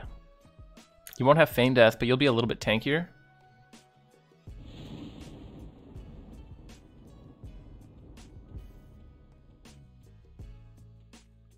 Yeah, we would need to like announce it and do like a concerted effort to make the SSF raids happen.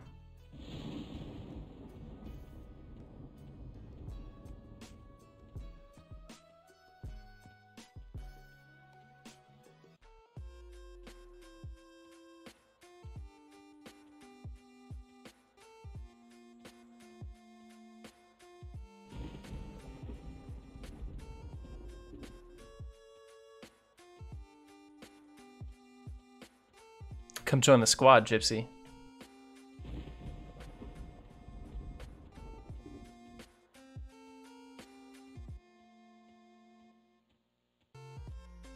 What would happen with the loot from the raid? That's a good question. We just random it. I personally wouldn't care about the loot. I hope no one would take it so seriously as to be upset about loot distribution. We'd just random it out.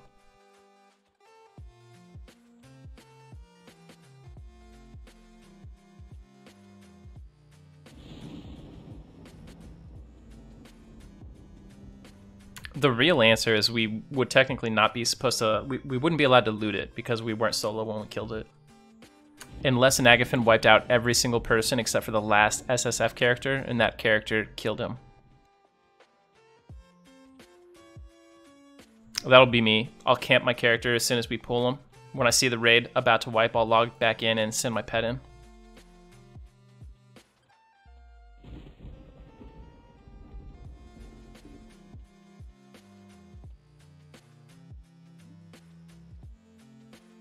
Yeah, so the thing is, like, by the time we do that, the SSF characters are kind of complete, you know?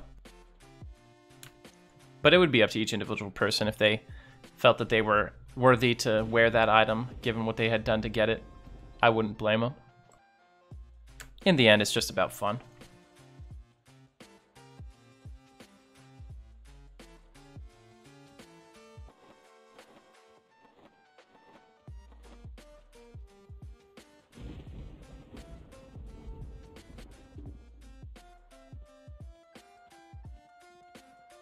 I need 35 to reliably go to down here.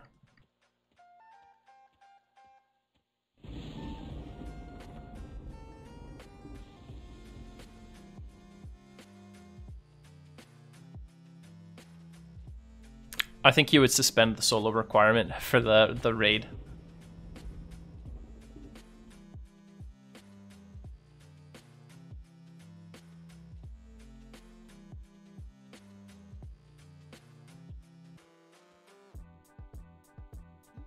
Whew, looking at chat, not paying attention.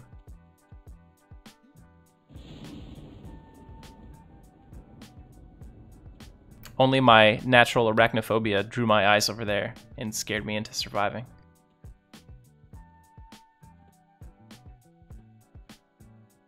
You know, the Ixar really mastered the power pose.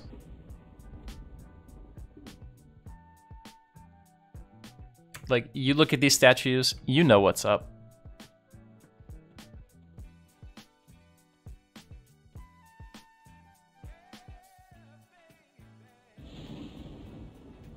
So I think Mitigation of the Mighty is off of classic targets, which means the SSF squad could be composed of 3 mages, and you'd be able to kill Nagafen. We'd have to intentionally not use certain overpowered class compositions, or rather we would just do it totally exploit free.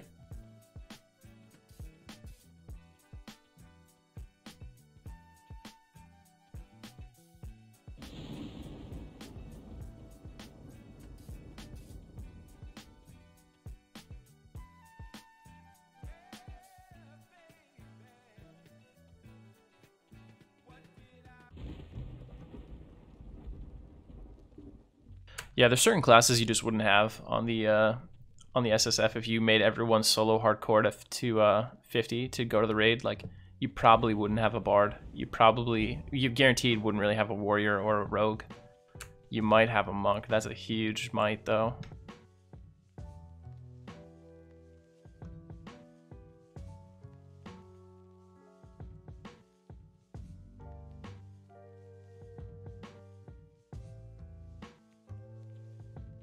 $31. No, 32 now. 32. Uh-oh. Sir, please stop blocking this tunnel. 32 is high enough to go to Karnar's castle, right? No big deal.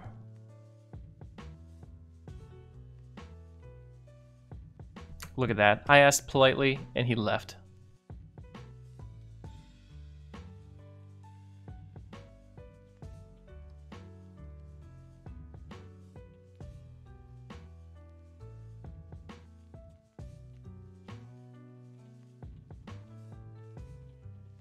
For everyone just tuning in, just a quick reminder. On Saturday, me, Bobby Bick, and a few other pals are going to be doing a Drunk Souls race. So Drunk Souls is Dark Souls 1. Every time you die, you take a drink.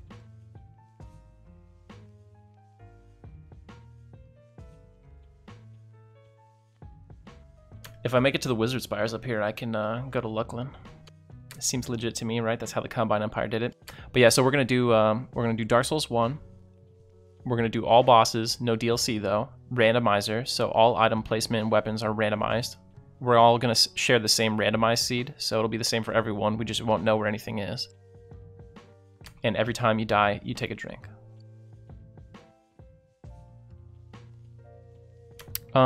So the way it's gonna work with the drinks is we'll probably all do a shot right before we start, just to, you know, to bless the event.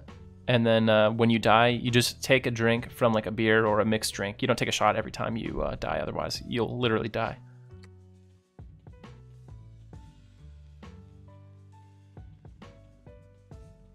Hopefully you guys will tune in for that.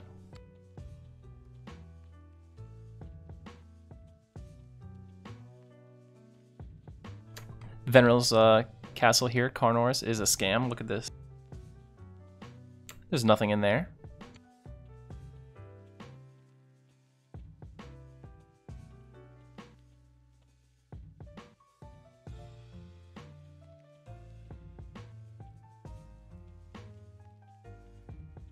It's just gonna be me playing Dark Souls for 5 hours and finishing sober.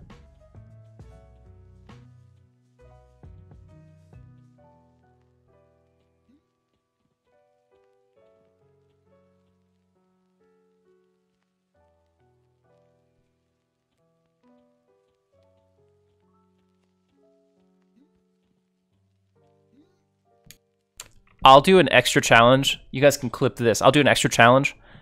The entire Dark Souls run, including the final boss fight, I will not parry one time.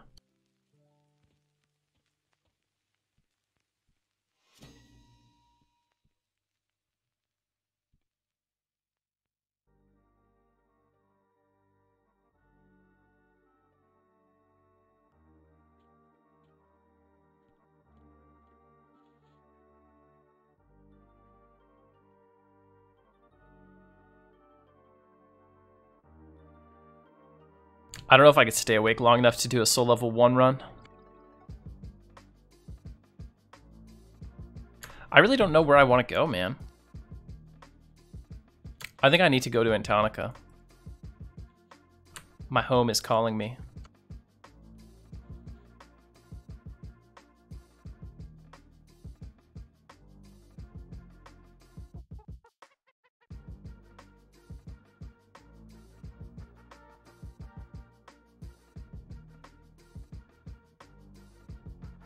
Let's see, we could go to Feronavai and use the translocator there.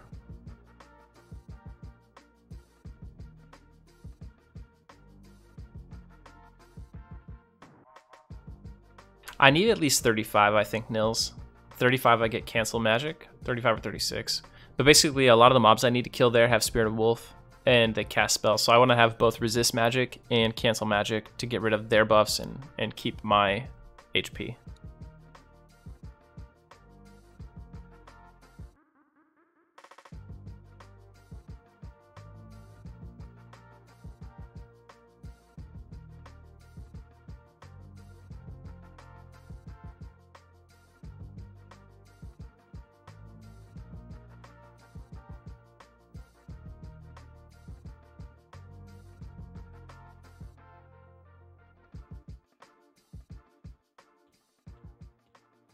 I don't think I'm too high for the giant fort in Frontier Mountains. Frontier Mountains is just kind of dangerous because there's things pathing all over. There's no Zem, so the EXP is going to be kind of terrible. The giants have a lot of HP.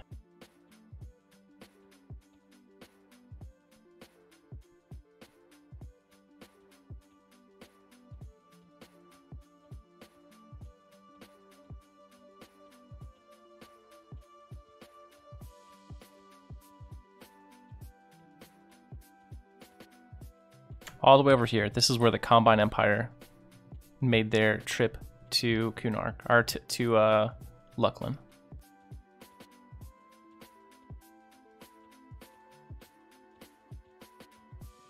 Imagine how tense this run would be on a Paladin right now. Be all like strafe running and praying.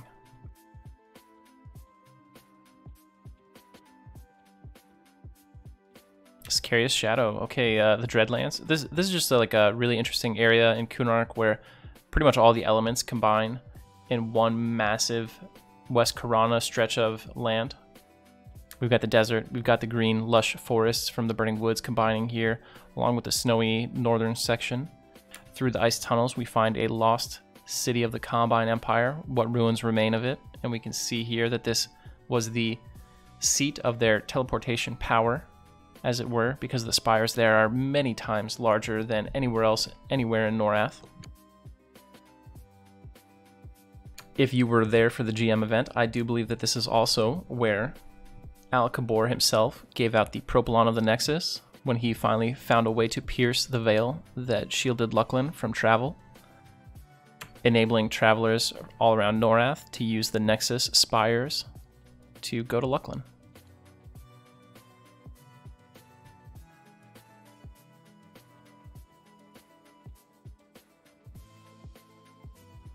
For its part, Coroner's Castle is just an ancient Ixar outpost, which was originally it was Ixar, then it was taken over by the Sarnak. The Sarnak inadvertently resurrected Veneral Sathir in the body of Ryle Sathir. He then rapidly killed them, took over, created the Drolvarg eventually, and has established his evil empire there, where it will soon grow. Gornair is in the Dreadlands for the express purpose of monitoring the activities of Veneral Sathir. The Drachnids are in the Dreadlands for that same purpose. They're in Verona Vi monitoring the goodly races on Kunark. They're monitoring Gornair in the Dreadlands, and they're monitoring Veneral Sathir. 42 Necromancer on Eredun. You could solo in the Kanos Aqueducts. You'd be mostly left alone. You could do the Spectres there. There are 4 Spectres on a 10-minute respawn timer.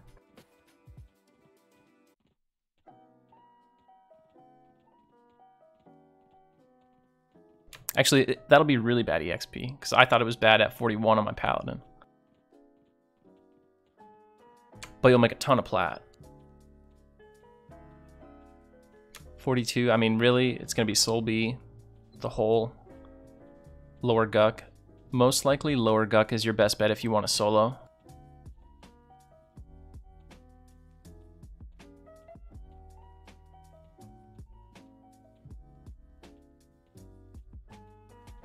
Hey, Dr. Dunks, thank you so much for the follow.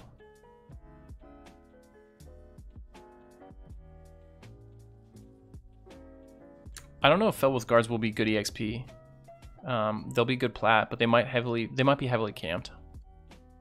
So Ocean of Tears, pretty much all you could do would be goblins. They're kind of tightly packed in. It could be tough. You know what? No, I take that back. You could do Sea Furies and make decent plat, and you could solo them as a Necromancer at 42 for sure.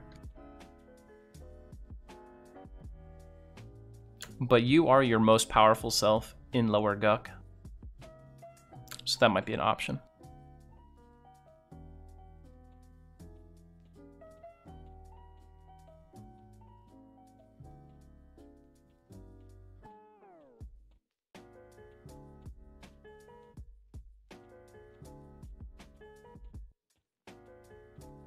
For Mangler, you don't want to be an Ogre, Troll, or an Ixar. Well, sir, there is only one other choice. Erudite.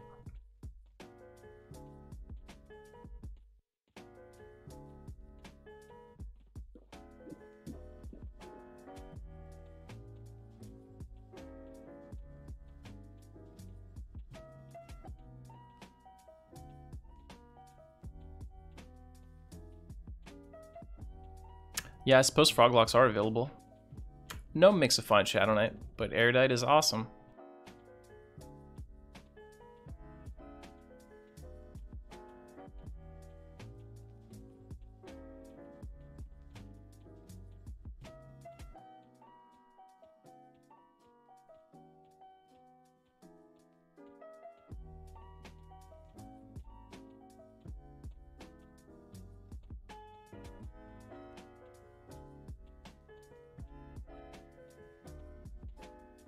Well, I mean, you could just... Yeah, I mean, you could just sneak through Kanos anyway, so it would never be a problem. But Kara Isle is always open, and then you have the Warrens as well. So you've got two really great options to get to 25. And I think Stonebrute Mountains, yeah, Stonebrute is open as well. So you could pretty much do like 1 through 50 on Otis now.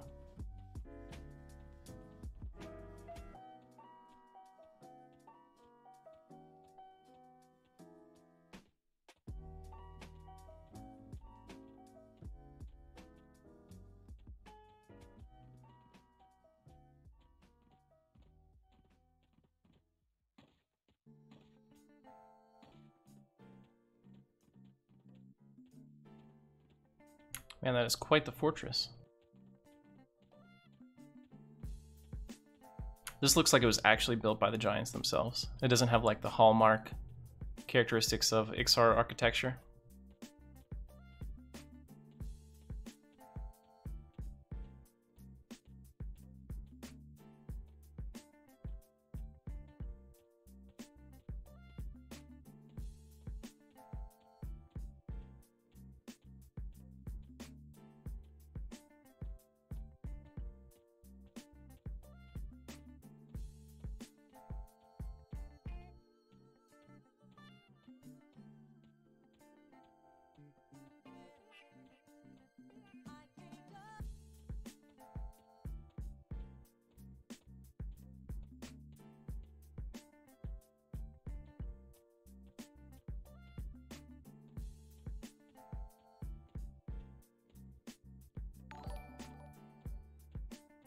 Miko, thank you for the follow. Yeah, this seems pretty doable. I mean, there's like a lot of light blues though. I guess as we get deeper in, we'll have yellows available to us.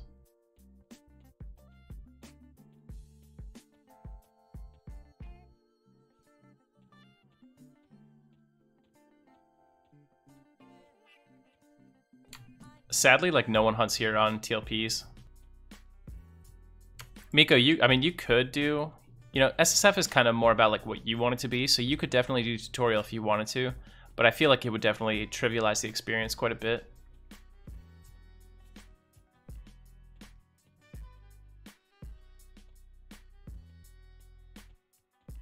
It's like a weird level gap where they go from a few levels below me to 2 levels higher than me.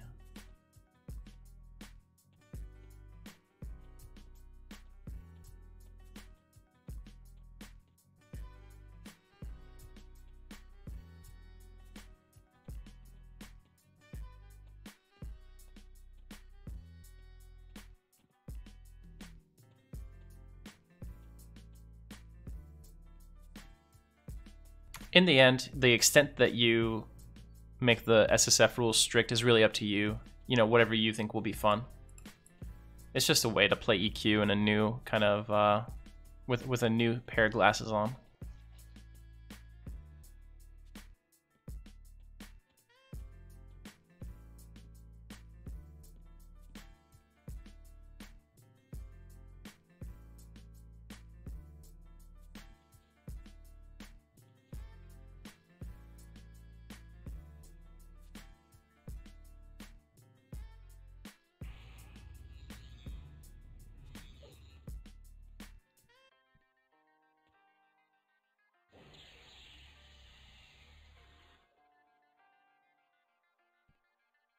It's awesome that I only got one.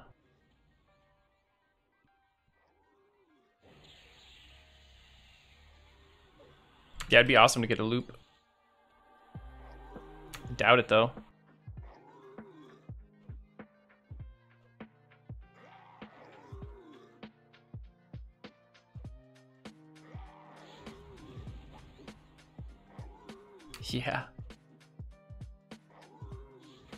You're probably thinking of the forest giants. The forest giants are bald dudes with earrings. They don't have hats, but the mountain giants always have hats.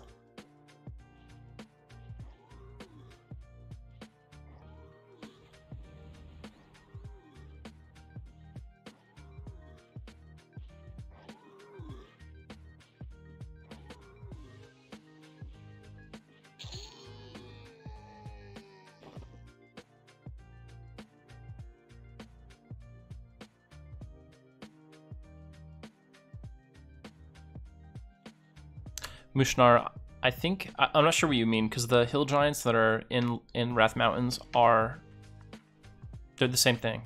The Wrath Mountain giants are hill giants, and they have they're an amazing source of plat. These guys do not drop as much plat as the Wrath Mountain giants, if that's what you're trying to get at. Yeah, these guys are way worse plat than that. But they can occasionally drop forest loops, which sell for like 500 plat or something crazy. So I killed a hill giant yesterday, and he dropped like 49 raw platinum. It's nuts. These guys are going to drop like 1 to 3 plat a piece, I would say.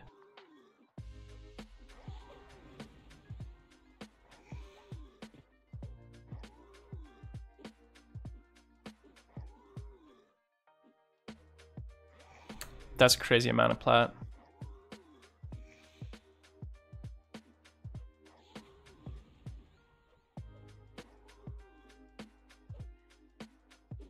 Mangler is currently on Gates of Discord.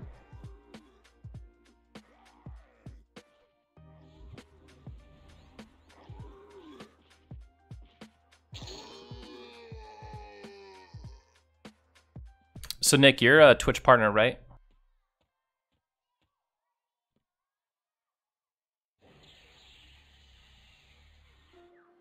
What do you think my odds are of getting partnered through EQ streams?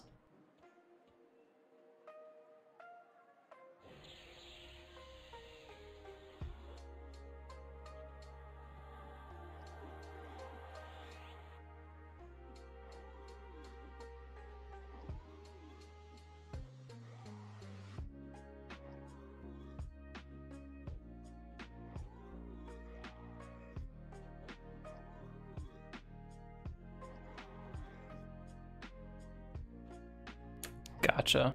Did Pantheos get partnered just from playing EQ?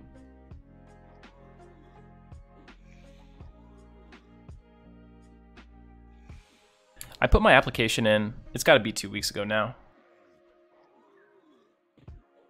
Yeah, it was over 2 weeks ago that I put my app in. I haven't heard back yet, but I am a good amount, a non-trivial percent higher than the minimum average concurrent viewer to apply.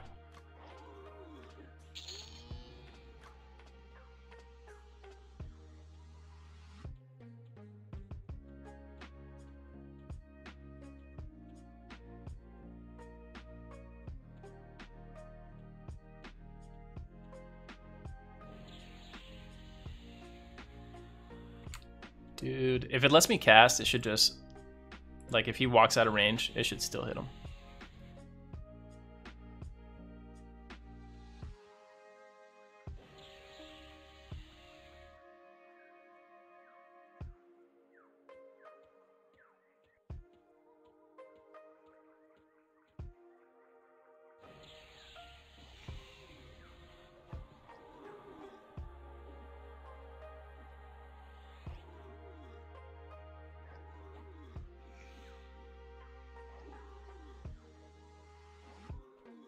Yeah, I've heard that right now it's like really tough for, you know, basically like East Coast streamers. They want people who are like in other parts of the world streaming at different times to different demographics that are maybe not as stream content creator rich.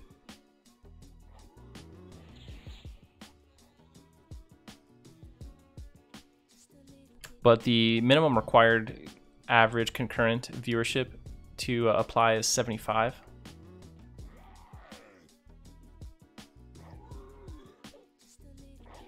Sillin, I'm only doing, yeah, I'm not doing any of that kind of stuff.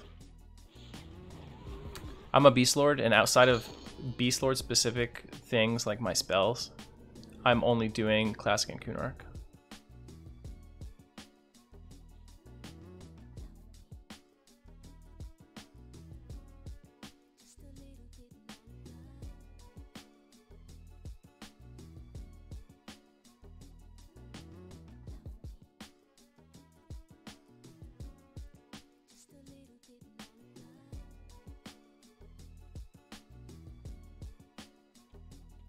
Trump stump.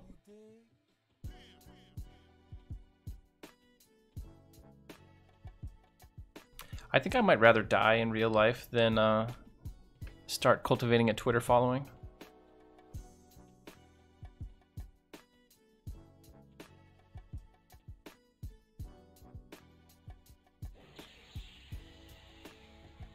This is gonna be bad. I'm gonna get 2. Just gonna have to fight this guy in camp.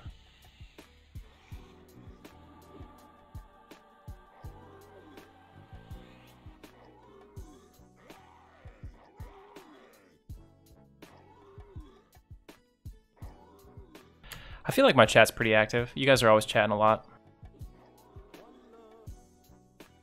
It makes this a lot more fun because it would be really boring just doing this totally solo. Brad, I did not. The Paladin died at level 41. If you want to check out his final moments in the depths of Lower Guck, you can click the clip there that was just linked. It's all right. We did a good job. Everyone was happy with it. Made some bad plays and it cost us.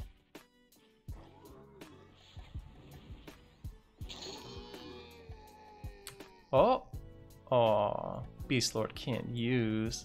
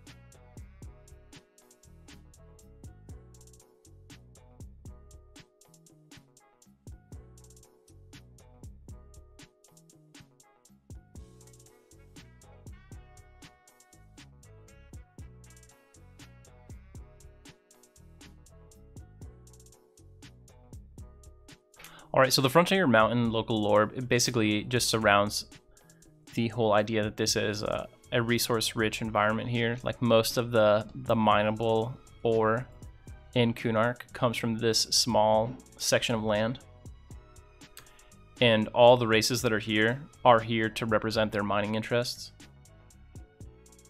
So the Kromdul, which are these giants here, once controlled the majority of the mining deposits on Kunark. When I say once, I mean following the fall of the Ixar Empire. They controlled most of the mining capabilities. However, the giants were seriously weakened when Venosathir used them. He kind of like tricked them into allying with him against the Ring of Scale.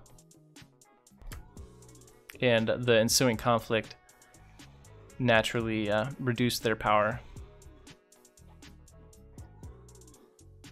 which enabled the goblins to kind of move in and get a beachhead here. So now the goblins, I think, are the premier miners in Kunark, and that's with like the mines of Nurga.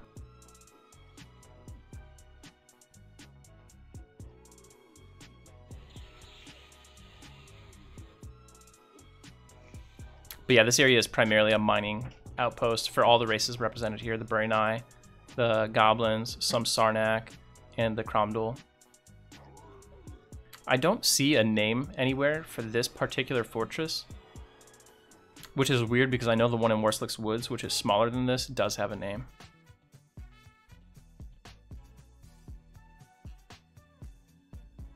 The one in Worslick's Woods, I think, is named Chult.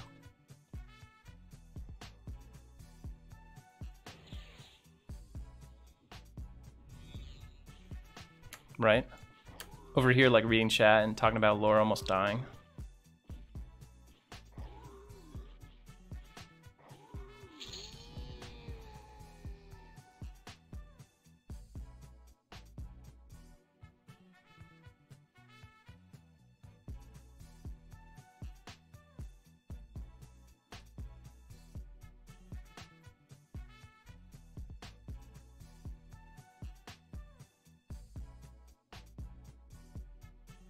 Nah, Blurman, I still don't have a forest loop.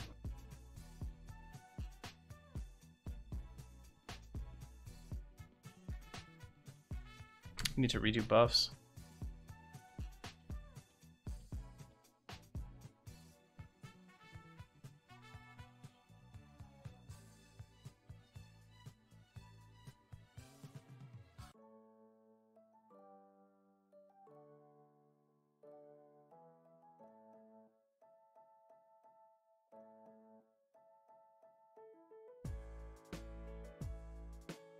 I need to look up how to enable the better Twitch TV emotes.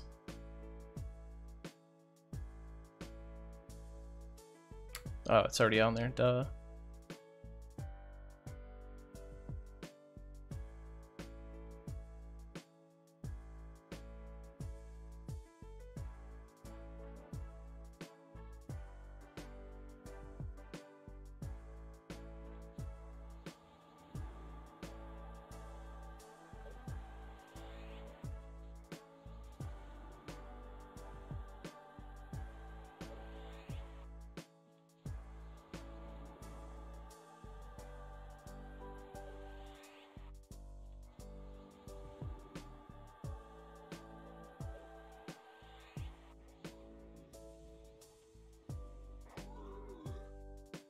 Sir, we're trying to buff over here.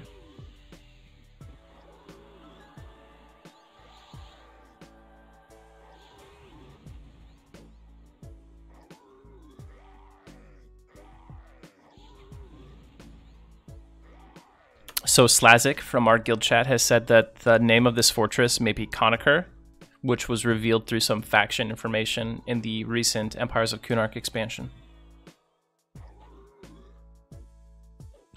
Sounds like it fits the accepted naming conventions, so not surprising.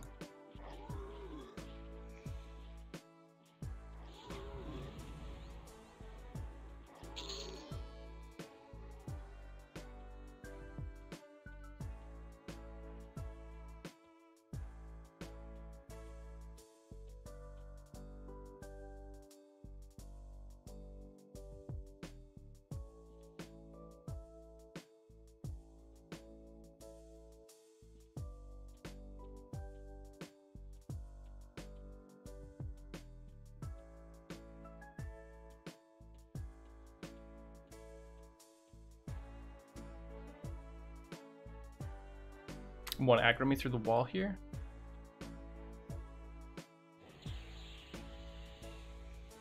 Yep, there it is. This is double plus ungood.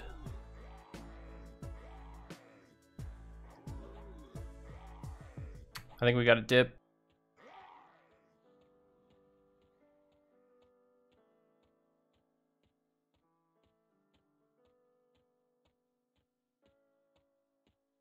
That's the one small problem with outdoor zones.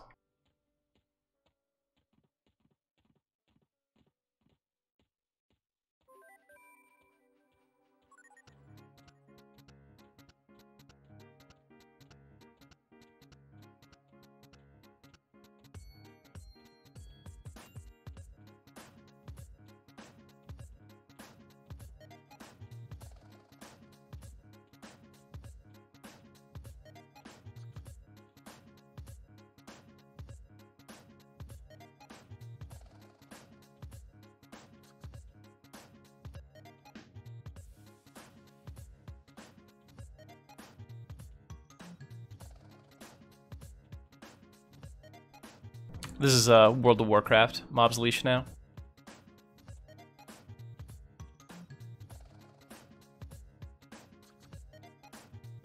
Look at that broken out of combat regen.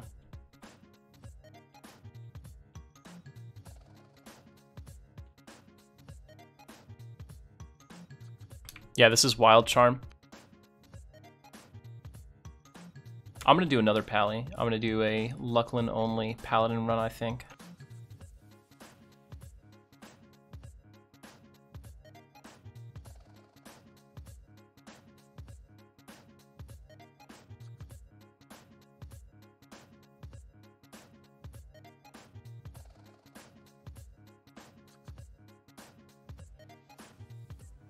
We're going to be a Paladin of the Combine Empire.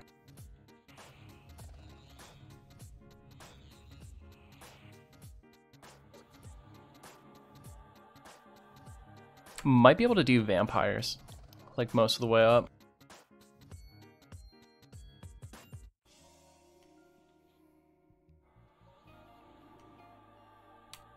I can hit the vampire types in Mistmore with my undead nukes, so that might also work for the Paladin.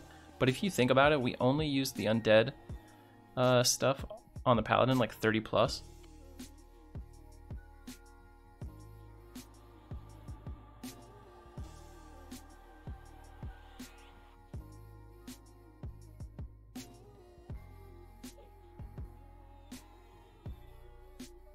Right, yeah, we'll be Van Helsing.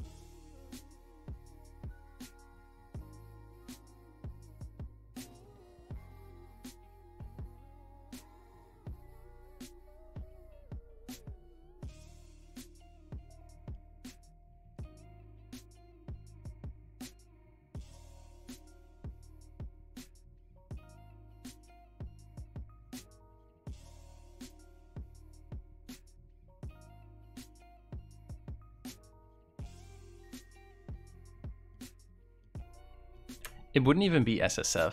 I mean, like, it would be, I guess, sort of. Looting Defiant gear from mobs is just like Prathen reaching down with his holy hand and giving you free gear.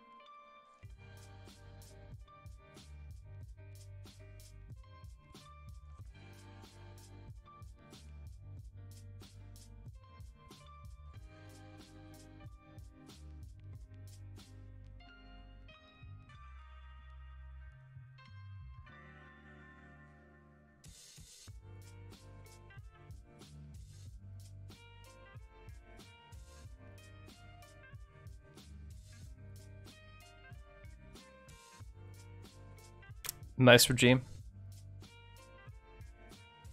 Hopefully you don't die from that. I don't know if I've ever seen the Groaning Mace.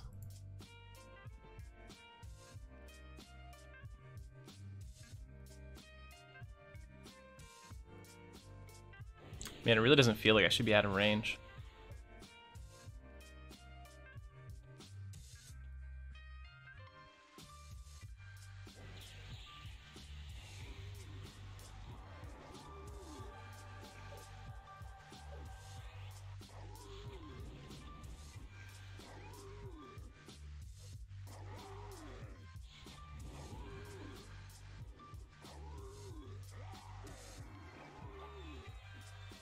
Yeah, this is nice. The EXP really is not great, though. I suppose if we get one forest loop, it makes it all worth it. Magic, what server did you start the druid on?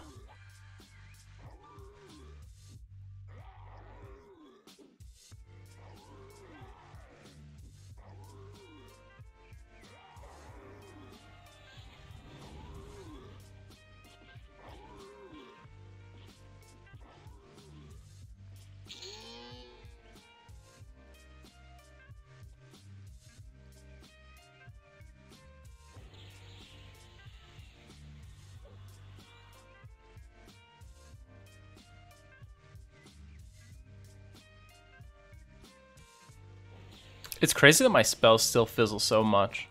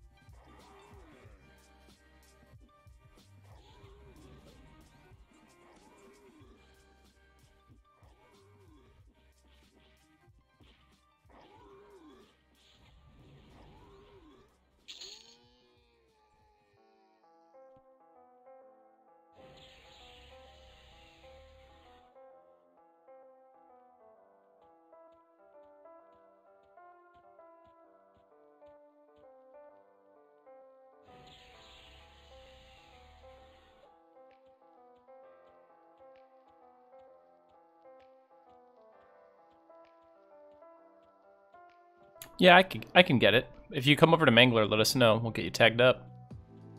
There's a lot of good kiting opportunities in Kunark.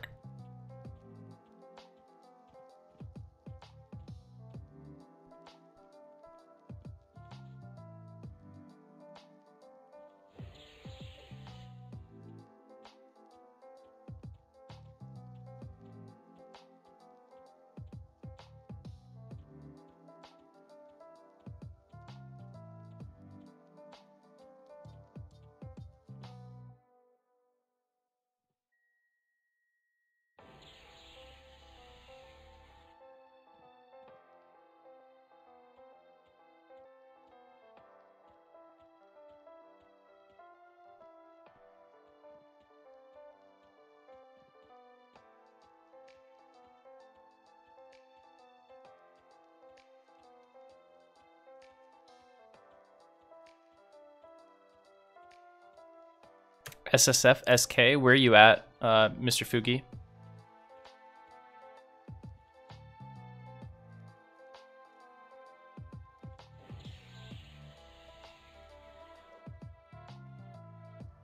Ooh, Glooming Deep. Yeah, you're gonna have to wait till you're not in Glooming Deep, because none of us did tutorial stuff.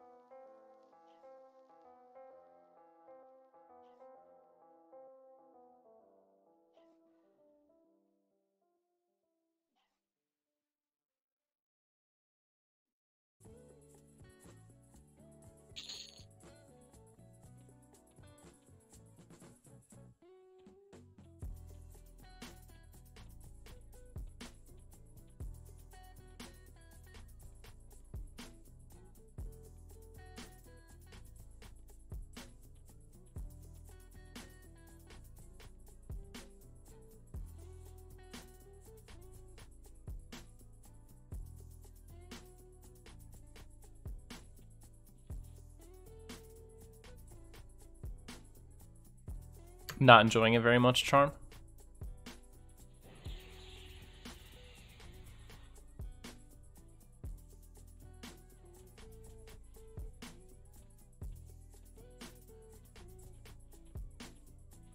I mean, the most broken thing about the Beastlord is just Spirit of Wolf.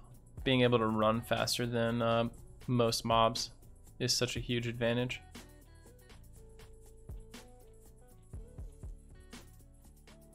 Any combo of run speed and damage over time advantage is like insurmountable if the mob doesn't summon.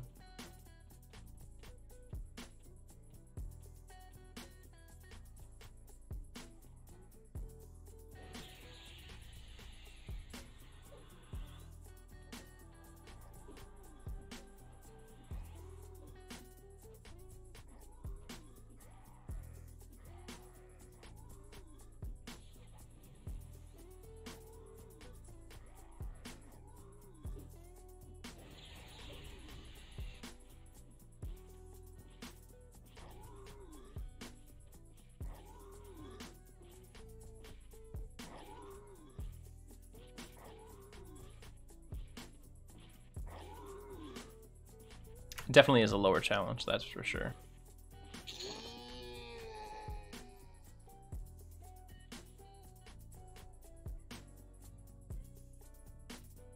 Let's theory craft.